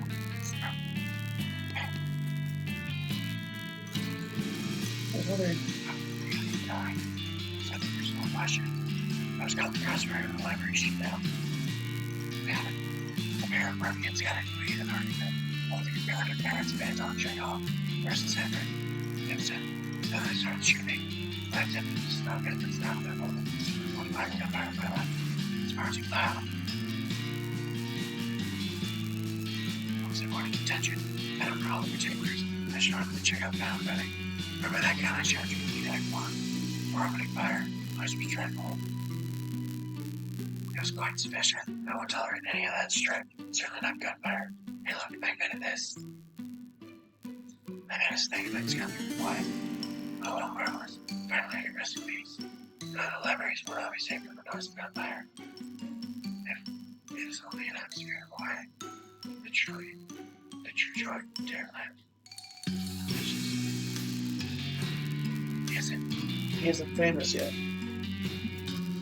Oh, what? Fun law. I got the basics of gun law. And doing bandos. I got dual law. Yay. Gallery.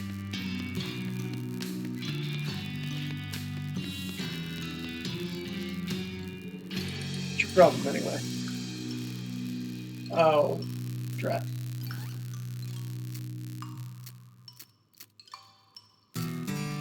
We don't know about the laws pertaining to dueling. It turns out the two guys really want to murder each other in a fair and reasonable manner. Things get legally tricky. Then you take the book back to the library, return it to its shelf, and walk back to where you were previously. Okay. You learn basically everything there is to know about gun law. Now you can be a prosecuting attorney and defense counsel in addition to judge, jury, and executioner.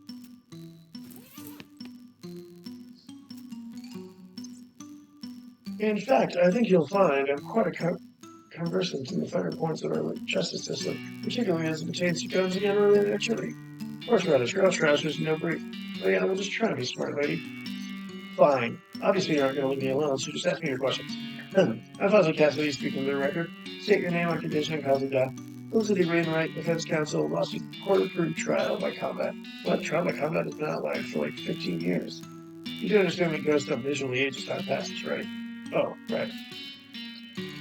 So your client called for trial by combat, which meant you and the prosecutor had to face off in a duel? That's correct. And you lost? She squints at you. Are you acting dumb and trying to throw me off guard? I have a trial question. Why are you stuck as a ghost? Because although trial by combat was well out of fashion by that time, it was still a valid legal recourse. I should have been prepared for that possibility, but I wasn't. My lack of training resulted in an instant man being executed for murder. Oof. How was he executed?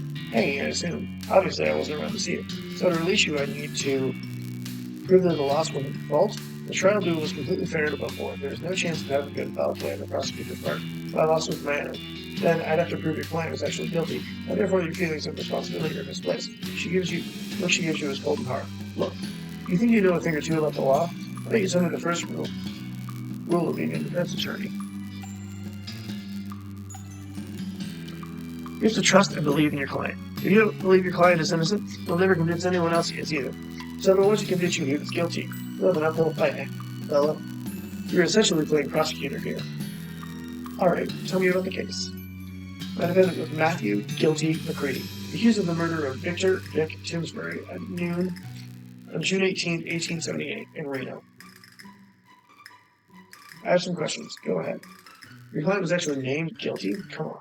Names don't usually mean anything. I once had a client named I killed a guy, and he was totally innocent. If someone's actual legal name, sure. The nickname's usually given with some sort of basis. You ever met a guy called Tiny or a fat guy called Slim? Arguably, the nickname Guilty would reinforce my client's incident. That's totally absurd, but I'll let it rest for it. Let me ask you something else. What was the cause of death? Timsbury was shot through the heart with a 45 caliber revolver. Did the McCready own such a gun? Yes, he was holding one at the time, and subsequent examination showed it was recently fired. Are you messing with me? Any further questions? Yes, I do have some more questions. This was at noon precisely? Yes, that was confirmed by other witnesses. Also, McCready wrote a fancy pocket watch that chimed on the hours. They're all witnesses? About half a dozen of them. I'm pretty sure there's something you aren't telling me. I'm not obligated to play my hand face up, Mr. Prosecutor. Okay then. Hang on a second. Shot with a pistol in front of a witness at exactly noon. Was this a duel? So you can add 2 and 2. 2 plus 2 after all. Well done. Well, as luck would have it, I just recently read a whole book about duel law. What? Why? No reason. I just happened across it in the library and thought it might be interesting. Read an entire book. You're in an entire code of law you found out at random just for the heck of it? Yep. Just let me do a quick review. A duel is legal provided it between exactly 2 people in a specific prearranged time and place, using the same or at least essentially similar weapons.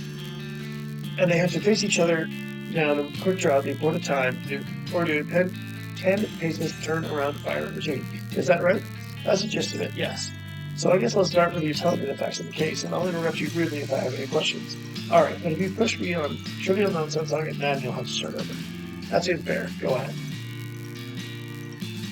McCready and Timsbury got into an argument. A saloon. On the evening of June 17th, apparently Timsbury accused McCready of cheating the poker. Go on. Bartender yelled at them and took outside, since it was dark. They agreed to meet the next day for a duel. Would that be the 18th, you said? Yes. June 18th, 1878. Ah, you got that job well.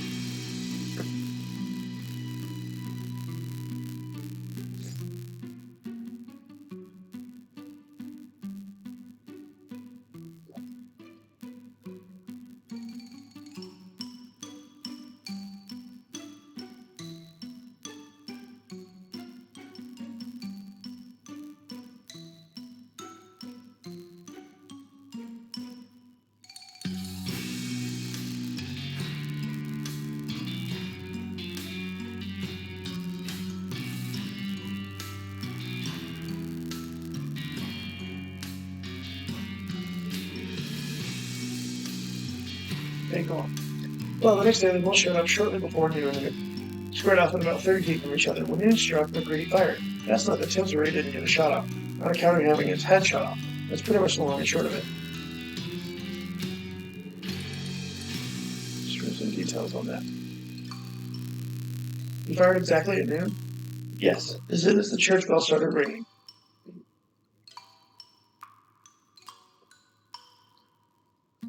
So McCready fired as soon as the...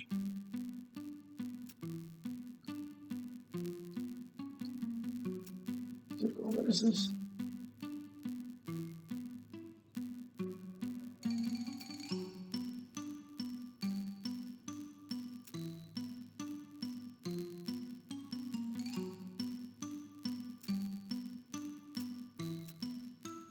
Go on.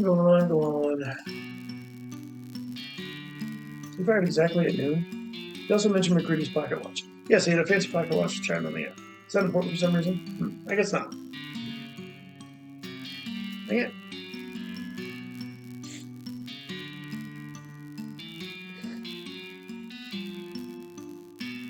Go on.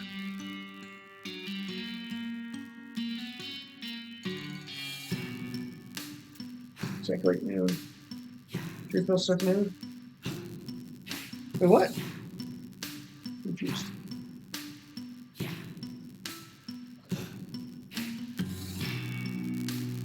Wait a second. What?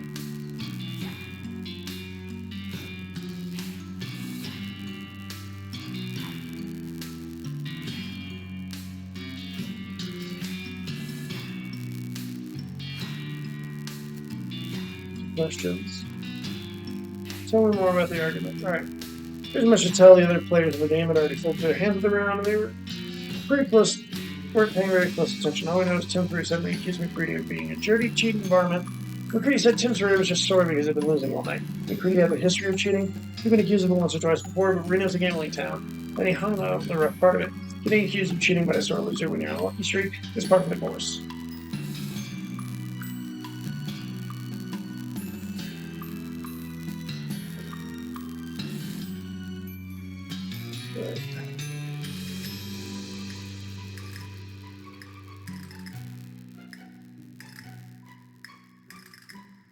I have a question. Did they set a specific time for the duel? Yes, high noon.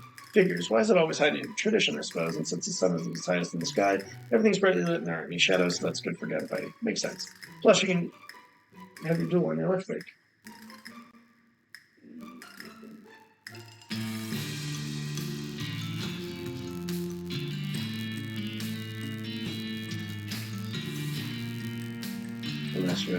Details on that. He fired exactly at noon. So McCready fired as soon as the church bell struck noon. Objection! What? McCready fired at the wrong time. What are you talking about? He fired exactly at noon. With the church bells, they were witnesses. That's right, he fired at the clock noon. The duel was at high noon. They're at the same thing. High noon is just when the sun is at its highest point in the sky, depending on geography and the time of year. It can be hours different from clock noon. McCready fired early, and that makes the duel illegal. What do you say, Counselor? She gives you a slow smile. I gotta hand it to you, Cassidy. A lot better than I thought I was gonna give you credit for. It's a good thing you brought up there. Just one problem with it. Oh, what's that? I already thought of that. Take that. 1878 Nautical Almanac. What the heck is that? I did my homework when I was preparing for that trial. My legal homework, since at that time I was expected to be an actual trial, not a gunfight. What you're holding there is a Nautical Almanac for the year 1878. There are bookmarks in it if you'd like to do the math yourself. But if you look up Solar Noon, aka High Noon, the June the 18th, and make the adjustment for Reno's longitude, what do you think you get? You've got to be kidding me. That's right, Mr. Crowder. Mr. Prosecutor, 12 o'clock p.m. Precisely. No! Well, damn. Good try. Nice try, though. I mean that sincerely. That's all my ammo. I can't think of any other way to disprove McCready's innocence. As far as I can see it was a fair duel. Yes, and that's me with the guilt of an innocent man's death on my hand. Innocent man's death. You sure are good at repeating things people say. What if you didn't die? Say what now? Well, you didn't actually see the execution, right? Yes. Well, I was indisposed, as you might say, being dead and all. So you don't know whether or not it happened. Oh, come on. Look, I appreciate the effort, but you're barking at the moon. Let me ask you something. What can you tell me about McCready? He was a gunfighter, through and through, and by that I mean he was an adrenaline addict. Dueling was his needle of choice. Hell, if you told me he had enough evidence that he cheated a partner with that specific intent of baiting people into challenging duels, I would be the least surprised. He was a sly one. The expression softens as you sighed. I make him sound like a real devil. That's not fair. He was smart, charming, and could have been a good man if he'd chosen an entirely different life for himself. Anything else? Well, I recall he had a good head for numbers. He told me he never forgot a date, and every man he'd ever killed. He'd remembered to pour a beer on their grave on their birthday. So that's nice. A nicer birthday present might have been not killed him in the first place, of course. Yup. Was the trial right after the duel, the 19th? No. I don't know what Rio's like now, but it didn't have a proper courthouse then. You can't try a murder charge on sheriff's front parlor. McCready sat in jail for a couple of weeks, and then they transported him to Frisco. What with one thing and another, the trial didn't start until July 25th. Geez, so much for a righteous speedy trial. The wheels grind slow. Why did he invoke trial by combat? Assuming he was innocent, why would he invoke trial by combat? Case was pretty straightforward. A duel only worsens his odds. I was mighty surprised, let me tell you. The only thing I could figure is that it's a damn full sense of gunfighter's pride or something. Like that was the only form of justice he didn't want to submit himself to. When was the execution? Well, we held the trial by combat on the 26th. Today was a Friday. They don't execute prisoners on the weekend, so presumably it would have been the following Monday, 29th. In the morning? What was setting up the gallows and letting the crowd gather usually happened in the afternoon, around 3, typically. I have another question. I'll go back and oh no, okay.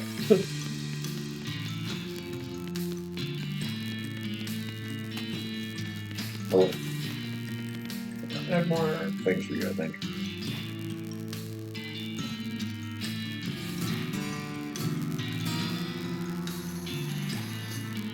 What's this? Oh, well, whatever. I'm sure it's safe. Medical gas. Yay.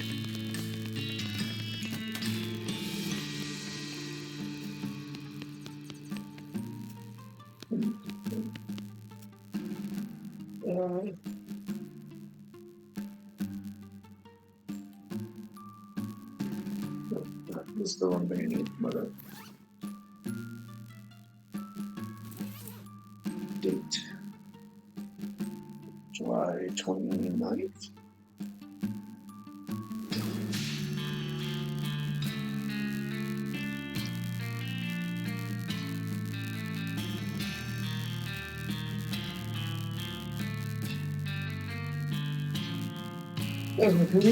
Let's see. Wow, wait a minute. According to this, it was a total eclipse of the sun that day, standing right over the Western Territories. With its totality at 2:47 p.m. That's a hell of a thing.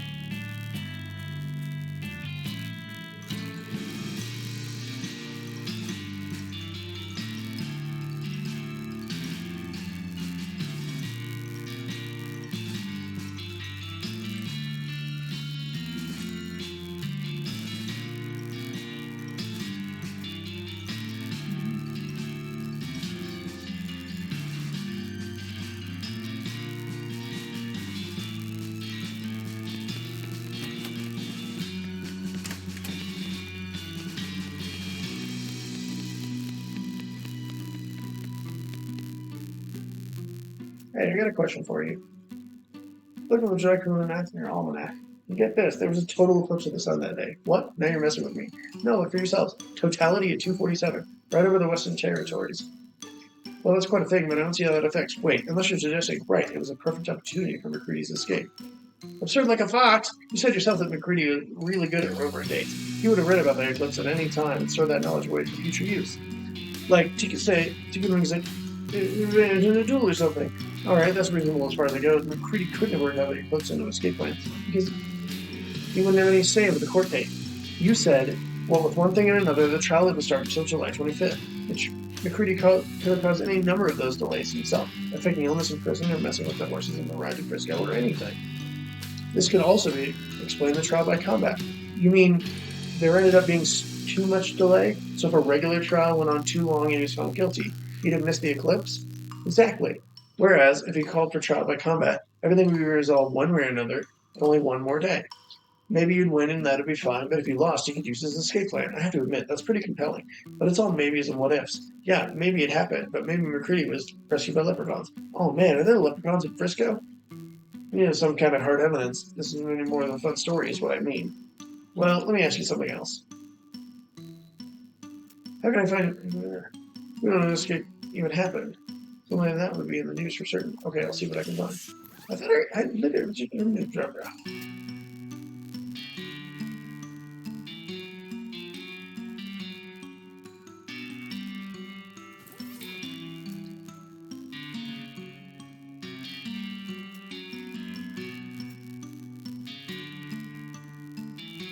Oh, look. Where can we go with this second piece?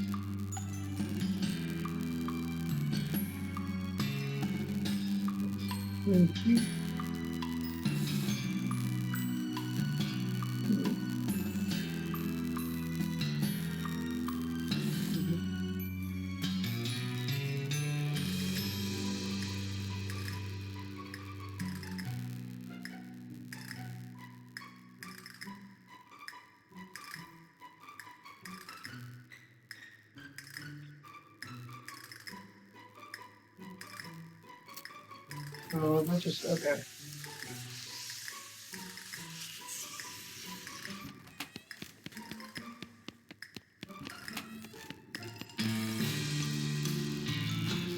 Okay, you've had a few bundles of old newspaper at the bottom of one thing. Frisco News and Nader, you start at the bottom of the stack and flip through until you week of 28th, August 3rd, 1878. Main feature has to do with the eclipse and various accidents and spectacles that occurred, because most people weren't expecting it. The editor apologized for carrying the announcement in the previous week's news weather forecast. Most notably, all three men scheduled to be hanged on the 29th escaped from the confusion. Only two of them were recaptured. Unfortunately, their names aren't given. You don't find anything else relevant to the case, however, as you're putting papers back in their order, a headline in the more recent issue catches your eye. Husband of famous inventor missing. The article is light on information, but apparently Mrs. Gunn's husband Dan vanished on the road while traveling to Dirtwater in business about 6 years ago. Law enforcement suspected bandits, but no evidence was found. That's kind of grim. Alright. There we go. Jeez. Jeez. I got a question for you. Found a newspaper article. The guy scheduled to be executed the day the eclipse escaped. One of them was never caught. Which one? Well, didn't say, did it? Oh, damn it. Executed criminals aren't given gravestones with their names on them.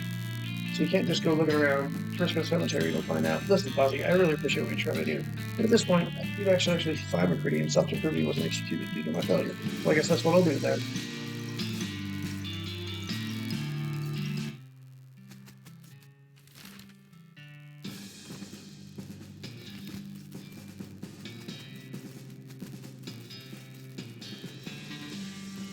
Dig up his grave.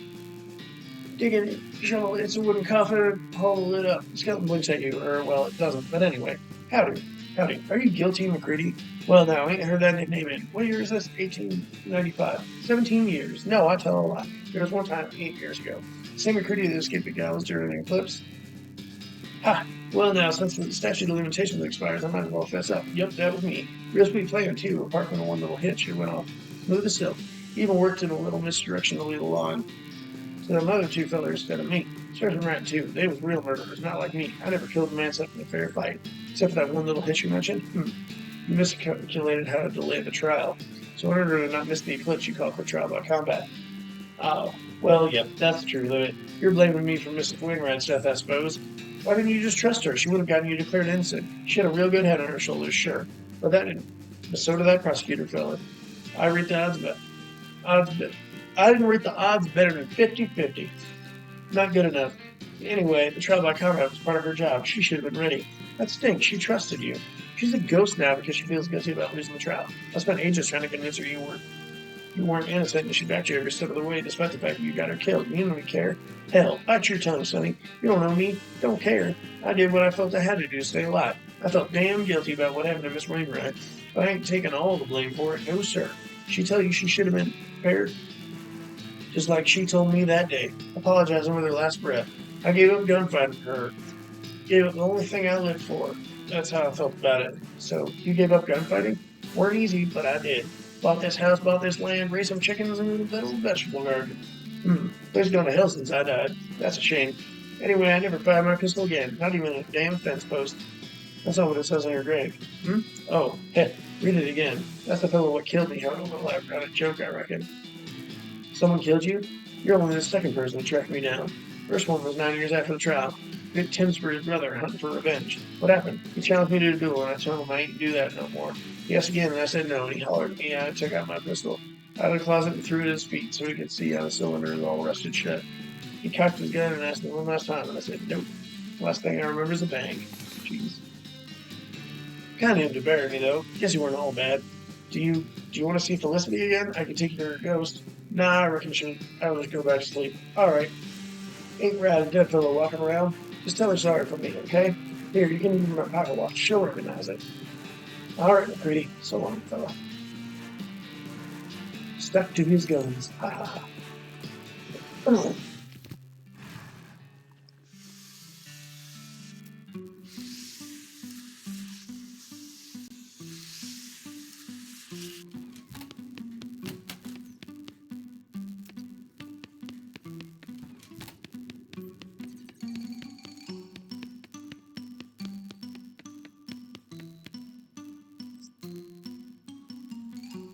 Are you ready for this? What now? I found McCready's grave. He wasn't executed. You're 100% certain it's him? Not some other guy named McCready? It was him. He gave me his watch to give you. She turns the watch over in her hands for a while, just looking at it without saying anything. Then slowly she winds it and listens as it chimes the hour. Yes, this is his watch, all right. Thank you. Wait, you said he gave it to you? He's alive? Not exactly. He's a skeleton. We talked for a while, but then he asked me to bury him again so he could go back to sleep. What did he say? He confirmed our guesses. He knew about the eclipse in advance and stalled the trial for his escape plan, but stalled it too long and decided to hedge his bet by calling for a trial by combat. I see. He gave up gunfighting. He what? He bought a little house and raised chickens, never fired his pistol again. In fact, he left it to rust. 9 years later, Tim's for his brother caught up with him and challenged him to a revenge match. McCready refused, repeatedly, so the guy shot him. He said to tell you he was sorry. She looks at you silently for a moment, then looks at the watch. She winds the hand back a minute and listens as it chimes again. She sighs and shakes her head, then smiles at you. Thank you, Fozzie. You make a damn fine attorney. She shakes your hand and fades away from you as she does so, leaving your attorney's badge in your hand. You got an attorney's badge. Rest in peace, counselor.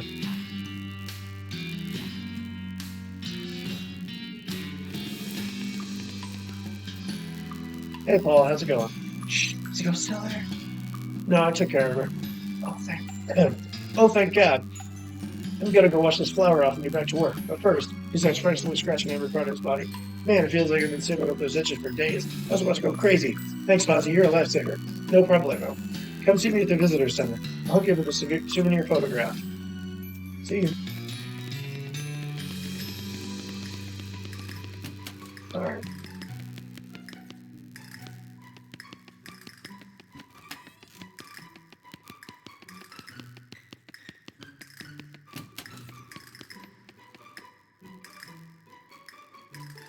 How about this skirt?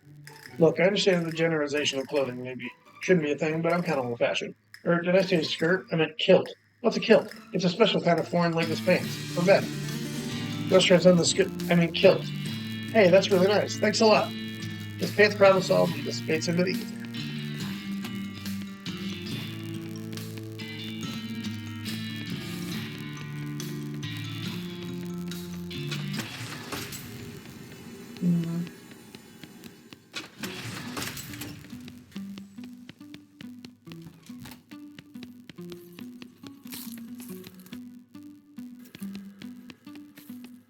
Oh.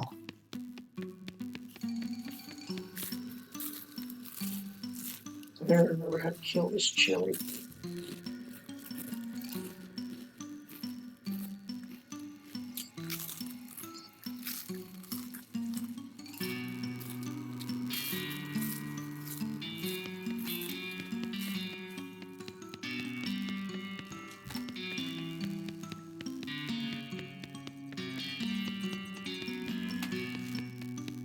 Ah, there we go. Smother the chili.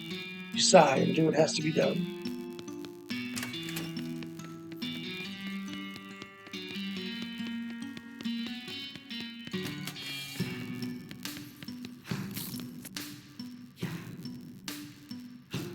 Ghost is pretending to kind of space it.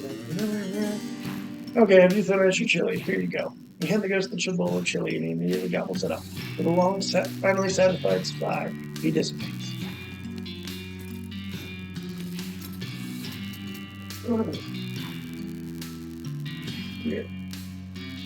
Weird. Damn it! What can I do to add more? No, I need more stomach capacity. Thank you so much for dealing with the ghost. I'm exhausted.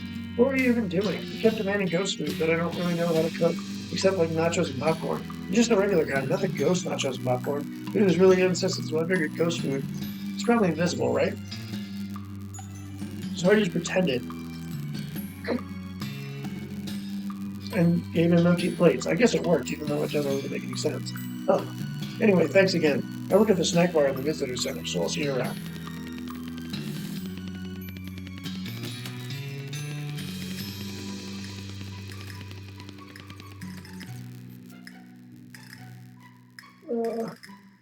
No on the first floor, no on the second floor, 3 on the third. Thanks.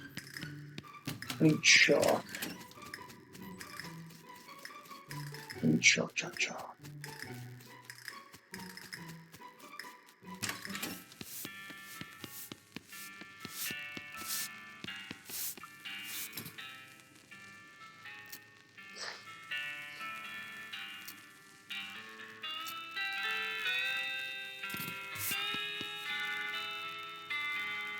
Thanks again for your help. What an ordeal. No problem. How's the itcher? More or less better. I mean, hygiene is what it is. In this day and age, would you like a souvenir photograph? It's only 200 meters. Sure, I'll take one. Smile. Gunman or photo. Wait, there's a photograph of the house. Yep, a photo. Show gunman or souvenir photo. Why'd you take a picture of me then? Oh, that's just for our records. Okay.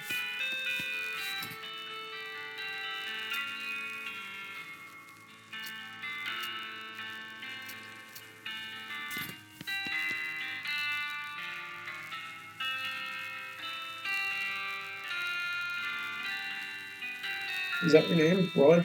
Sure. He knocks back the shot and tosses the glass over his shoulder before picking it up and filling it with another. Now it's Clint.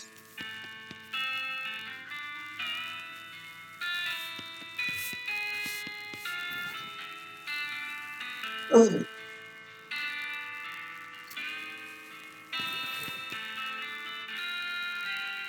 no thanks.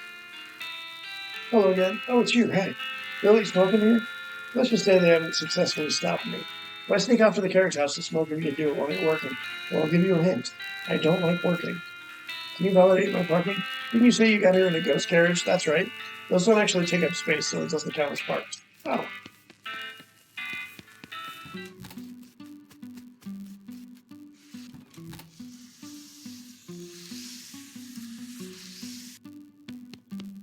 Okay.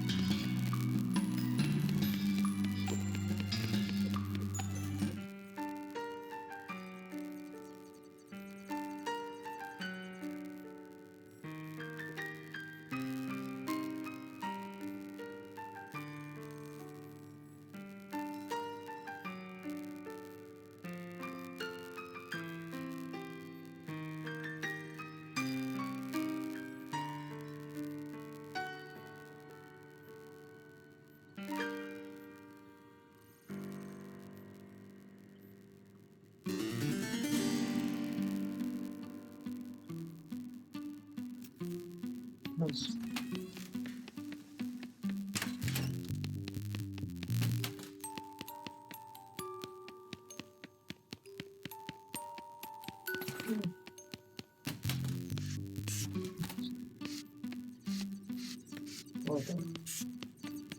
Okay.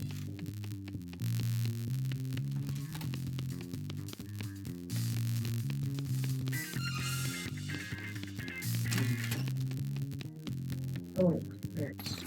Yes.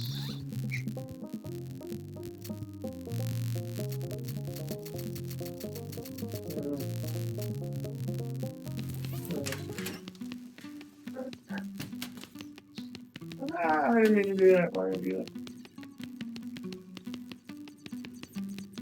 Oh, never mind. I did mean to do it. No, I didn't. God. Ah!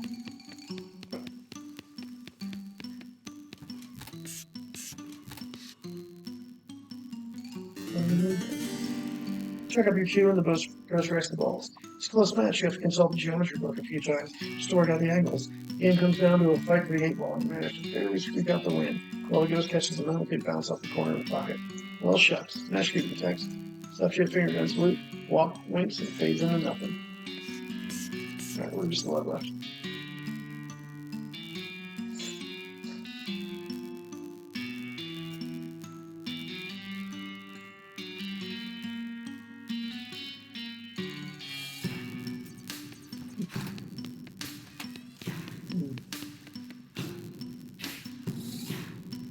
No. Yes, Swansea and Florence, man. Ghost hunters? Well, that's a positive. Whatever. Whatever feels significant. I do feel significant, and that's not it. Did you get rid of all the ghosts? We sure did, man. Actually, my Spanish says there's still one. Shh. Yes, ma'am. All ghosts accounted for. Well, that's splendid. Come right in. Oops.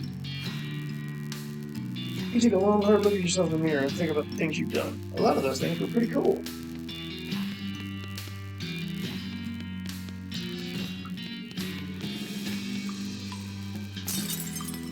Thank you. Hello, Mrs. Gunn. Hello, Fozzie, was it? Thank you so much for getting rid of all the ghosts for me. Yeah, about that. Turns out there's one left. Oh dear. Well, I'll need to take care of it before I can pay you. Mrs. Gunn, I've got some bad news for you. Oh, what's that? It's you. You're a ghost, man. Well, I'll be. When did that happen, I wonder? My condolences. Why, thank you. You're very kind. You know, this does explain some things. Like what? Well, I haven't had any appetite for months, nearly a year, in fact. I kept sending food up to the kitchen by the dumbwaiter. I've just been dropping it out the window and sending the empty plates back down, so the chef won't have her feelings hurt. There's also the fact that you're, well, translucent. Yes, I thought it was just my cataracts. Mrs. Gunn, this prompts a question, you know. Oh, what's that? Why are you a ghost? Well, I'm sure I don't know. You're the expert. Perhaps you can tell me. Actually, that's me. I'm the expert. Do you have some kind of unfinished business, something that's tying you to this place? Well, now you mention it, yes, I suppose I do. You mind telling me about it? My entire family disappeared a few years ago. My husband and 3 daughters. Oh, geez. I saw their rooms, but I didn't know they were actually missing. I guess I assumed they were just out of town or something. The sheriff suspected they'd been kidnapped for ransom, but no one ever made any demands. They just vanished. I never found out what happened. I always thought they were taken away by ghosts. Why did you think that? I always felt guilty about how many people have been killed by my invention. The belt buckle? The gun. Oh, right. I used to worry about their ghosts would come back to haunt me. When I built this house, I had an electrical anti-ghost field installed on the walls of this room so they couldn't get in. No way. Awesome. Wait, doesn't that affect you? Well, I'm sure it would if I tried to walk through the wall, but it never occurred to me to try. Aha. After Dave and the girls disappeared, I became so sure that the ghosts had gotten them that I locked myself in here. After donating the rest of the house to the Historical Society, so there'd be someone to look after the place. Now I feel rather silly about the whole thing. Silly? I mean, ghosts do exist, obviously. Well, yes. But now that I'm a ghost myself, I can sense the presence of other ghosts. And they only just arrived at this house yesterday or the day before. That was when I called for an exterminator. You know, I didn't even question how I knew they were here. But I don't think there had been any ghosts here before then. Why did they all show up yesterday? I couldn't say. They all seemed very angry and confused. But since they couldn't get in here, they gave up and just started wandering around the house. They gave up quite easily, actually. Well, maybe because you were already a ghost yourself. Well, Mrs. Gunn, what are we going to do with you? What do you mean? You did contract me for recruiting ghosts, man. You're the 13th. Oh, yes. Obviously, I could simply negotiate the number with you, but perhaps you should go ahead and exercise me, or whatever. I'd rather find a more peaceful solution. A peaceful solution? What do you mean? Well, we can also release you from your ghostitude by solving the problem that's keeping you here. In your case, I think that means finding out what happened to your family. Oh, well, I would be very grateful if you could. I assume they're dead, and to be honest, I think I've kind of gotten used to that fact. But I surely would like to know what actually happened. All right, I'll see what I can do.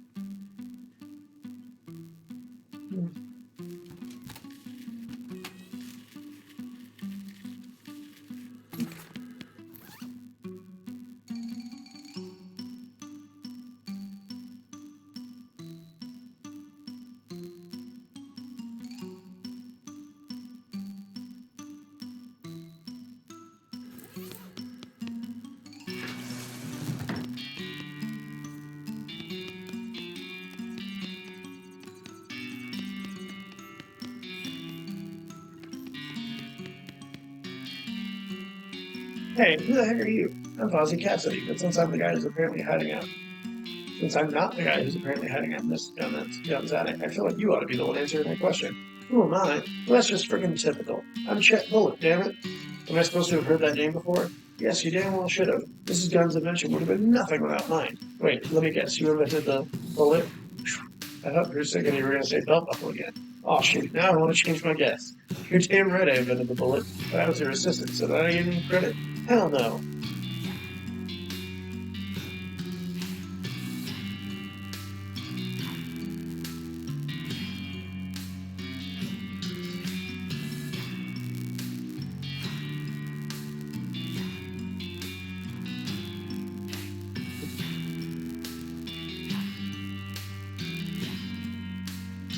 Sounds like you've got an extra running. Not for much longer. Oh, jeez. Yeah, it looks like we found the bad guy. Okay, Chet, go ahead and tell us the details of your whole nefarious plan. I don't care much for your tone. Why should I tell you anything? Well, it could just set you on fire with my mind, but I prefer words to incoherent screaming. Well, it's too late for you to stop me anyway, so I guess it won't hurt to help you. Tell you. I suppose it wouldn't hurt to tell you. Certainly not as much as not telling me would. Well, when Mrs. Gunn dies, I control the company and patents passes to me. I'm no murderer, mind you. I like to keep my hands clean. But I figure there would be some other people that have a bone to pick with her, considering their manner of death. You summon all these ghosts? That's right. All it took was some basic seance equipment wired into this house's belfry for amplification. A snap for a mechanical genius like me. That seance gear summons ghosts related to the summoner. That's the whole point of a medium. A person who knows how to direct the summoning on someone else's behalf. So you get to talk to your own grandma instead of the summoner. You don't seem like the medium type to me. More like a small one that doesn't explain something I've been wondering about. Oh? It didn't make any sense for all the ghosts to be haunting Mrs. Gunn, because some of them weren't killed by guns. They were killed by bullets. Naturally, I anticipated there'd be a couple of those. That's why I rigged this room with an anti-ghost field, which I cleverly boosted so the ghost didn't sense me up here. So your plan was summon a bunch of angry ghosts who would initially be looking for you, but would hunt Mrs. Gunn instead because they couldn't find you? Correct. And once they've haunted her to death, Gunn Industries would all be mine. Well, I have to be the bearer of good news. Good news, but Mrs. Gunn is dead. On the bright side, she's been dead for a year, so you pretty much wasted your time. What? Really? Ha ha ha. I'm rich. Now I just need to get out of here with all those ghosts spotting me. Yeah, the ghosts are gone too. So you're pretty much in the clear. Wonderful. The anti-ghost field is pretty effective. It was starting to make back of my brain itch. He flips a switch on an electrical device and suddenly comes aware of the absence of an extremely low frequency hum right on the edge of your hearing. Something else I want to ask you about. Ask away. What happened to Mrs. Gunn's family? Oh, them? Well, they've been out of the picture for years. I heard a rumor Dan got killed by desperados and buried in a shallow grave out the backside of nowhere. Of course, I wouldn't know anything about that. Lucky for me, since I couldn't have inherited the company with him around. Or their daughters. You son of a... Relax, the girls are fine. I'm not a monster. I'm pretty sure you're a monster. There's a weird little animal kingdom somewhere on the other side of the ocean. Apparently it's stuck in some kind of bizarre temporal field. It keeps anyone from entering or leaving. You can't even find the place if you don't know how. Fortunately, I know a guy who knows a guy, so I gave the girls 3 free tickets to Sleepaway Camp. Wasn't that nice of him? You're an absolute bastard. Aw, that hurt my feelings. Fortunately, I'm about to have a whole lot of money to console myself with. Why you... Hold on. You should talk to Miss Gunn first, before you tear this ass a new hole. Huh? I thought you said she was dead. Depending on what she says, you might be too. Holy cow, there's some really big bells hanging off the wall. It has to be biggest bells on the wall. Science stuff. Leave them alone for now. Ring the bells. Oh.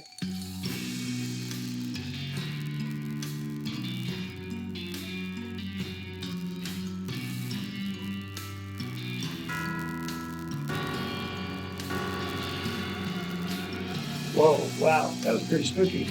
You gave me a pretty specific kind of chill. I think you'd probably summon ghosts that way. Really? Nothing seems to have happened.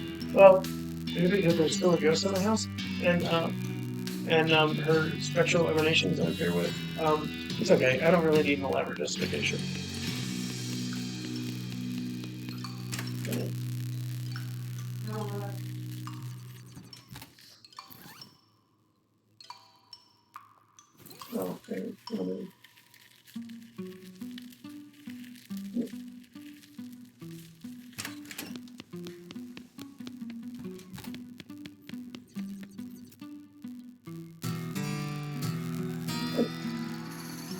Hey, look at this. It's one of those new Eldritch vacuum batteries Magic Tech is making. I didn't think they were available in this region yet. You got more stuff you can do. Yeah, some good news and bad news. Go on, I'm ready.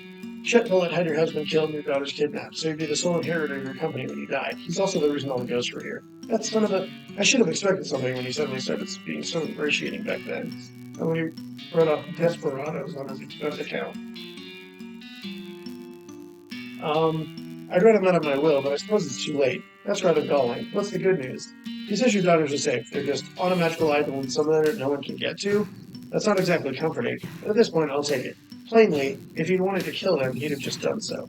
Wait, you spoke to him personally? Yeah. He didn't know you were already dead, so he'd been hiding in her attic for the last couple of days, waiting for the ghost to kill you.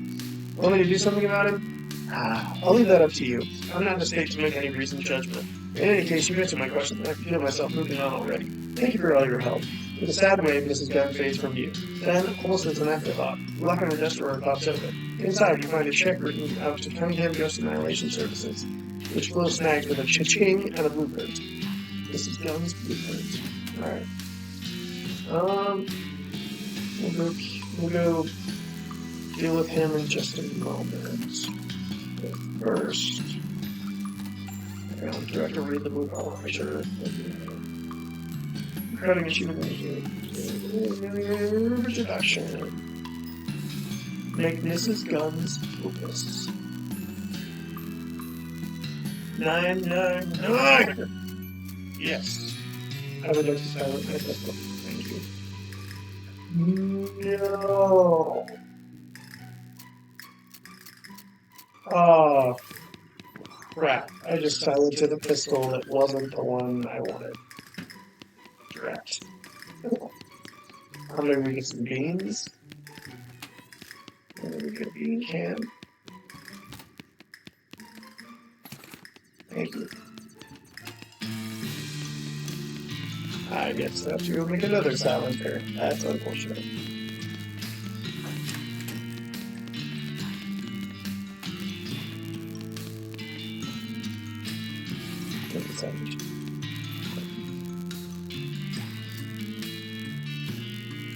There we go.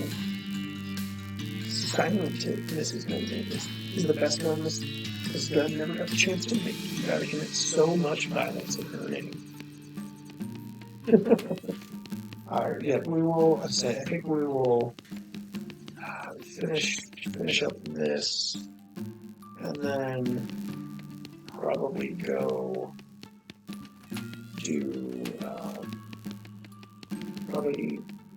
we'll finish up the DLC, and then we'll probably do the rest of it tomorrow.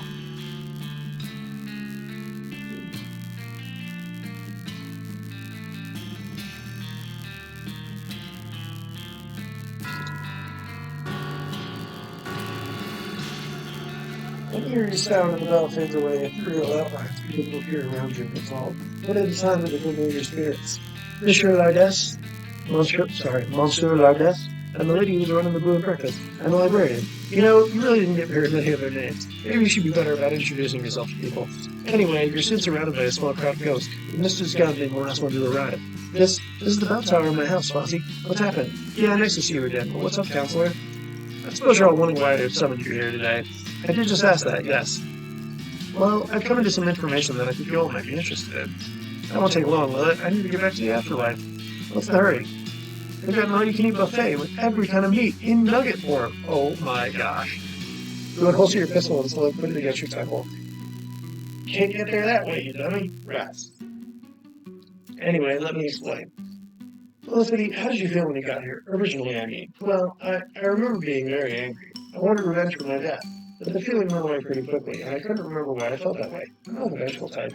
It doesn't really make sense in your case. Yes, exactly. I've never borne any ill will toward the prosecutor that shot me. Was it basically the same for the rest of you? Just like that, yes. Me too. Thought so. Well, here's the deal. You were all summoned here for the explicit purpose of taking revenge on this gun here. The thing is, I was not killed by a gun. I wasn't either. Yeah, some of you weren't. The summoning happened based on your connection to the summoner himself, Chet Bullet, the inventor of the bullet. But he was hiding with anti-ghost technology, and assumed that enough of your deaths would be gun-related that you turn your attention to Mrs. Gunn instead. Well, that's just dirty pool. And I should know, considering I got shot for playing dirty pool. The thing is, he didn't know Mrs. Gunn was already a ghost, so if nobody to take revenge on, you'll just revert to your regular state of mind. Huh. Well, I appreciate the info, but it was really necessary to call us all back like that. So just to tell us that. What I really wanted to tell you is that Chet Bullitt has turned off his anti-ghost field. He's over there, at the other end of the attic. Now I'm not going to make any noise about how he's ultimately responsible for all your deaths, because that would be both crazy and also belittle the actual circumstances of your death. But Chet Bullitt murdered Mr. Gunn's husband, kidnapped her daughters, and attempted to use you all to kill Mr. Gunn herself. So, if y'all are interested in a little frontier justice, 13 is a pretty good number for a posse. The ghosts all turn to look at each other, and their eyes begin to glow red. The hunter is the first to leave the circle, closely followed by the poacher. Soon they've all left, except for Felicity Wainwright and Mrs. Gunn. Mrs. Gunn looks hesitant for a moment, then seems to make up her mind. She gives you a stern nod, then follows the others. You turn away, and soon you hear a man screaming, but the sound quickly decreases in volume, as though he's being pulled a great distance away, and then it's gone entirely. I figured you wouldn't be into it, Felicity. Yeah, despite everything, I still believe in the rule of law. Didn't see you trying to stop, though. Nope, you certainly didn't. Well, I won't keep you any longer. Happy trails, counselor. You too, counselor. She fades away with a wink. All's well that ends well. Well, that's it. You reckon that your careful recon of the situation has brought the true reckoning to Gun Manor. Congratulations on getting the best ending. Feel free to wander around the grounds and enjoy the scenery, maybe wrap up some loose ends. Otherwise, you're pretty much done here. Thanks for playing Reckoning at Gun Manor. Alright. There's a weird black squirt mark on the floor where Chet was standing. Alright. We're gonna run real quick, do four things in the maze, and then we're gonna...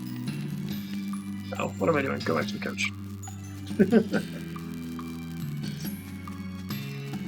And then we will quit this out for today.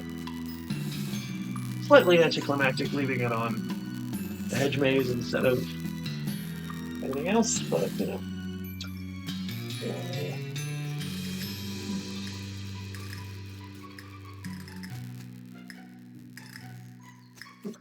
It's nice of them to put a toilet and people get lost in the maze. Yay!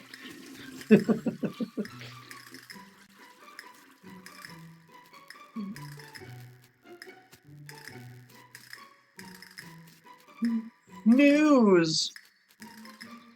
A pristine copy of the Watching Press. Better living through news!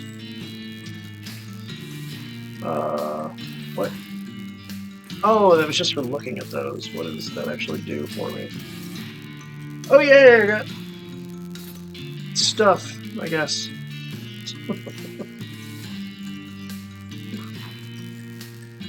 So much. Oh my god. All right.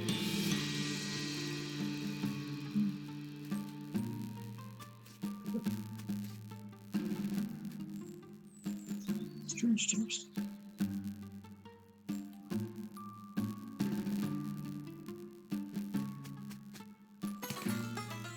I got 10 dynamite. I got nothing. Nothing. 10 dynamite.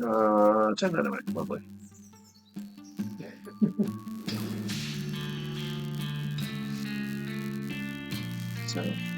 So.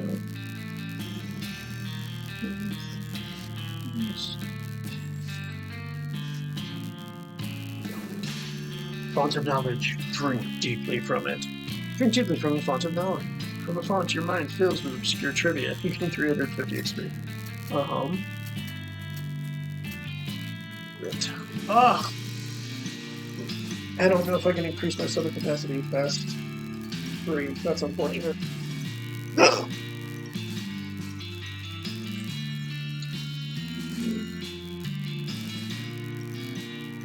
Oh, wait. Hedge Wizard's it's my own fault. God dang it. Oh, you count as a quest item.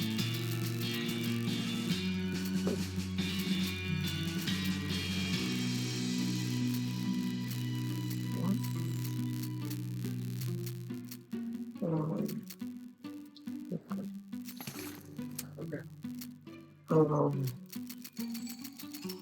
Hang on, I'm pretty sure. I'm sure I picked up the hedge wizard's diary. Did I not?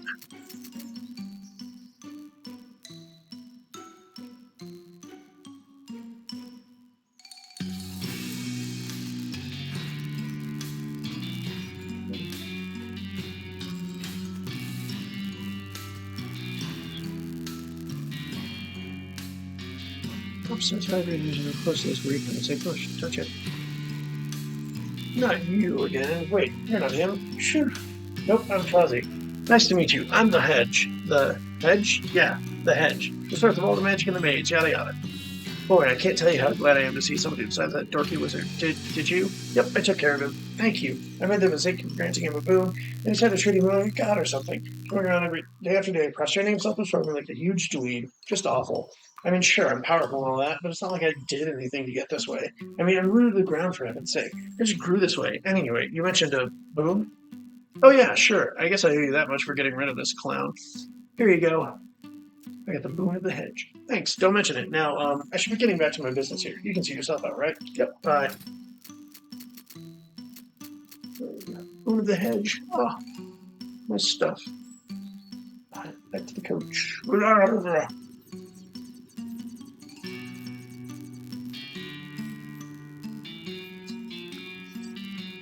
Oh, that's right. I wanted to... Real quick.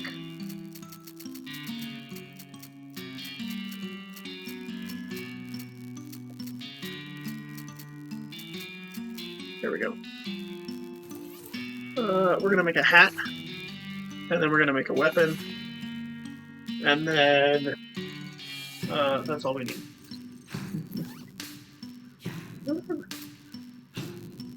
Oh, nice. That's actually a really nice one. Yeah, those are both really good. All right. We're gonna head back, and that is where we'll end for tonight. So I'm gonna end the stream there, and I'll see you probably tomorrow.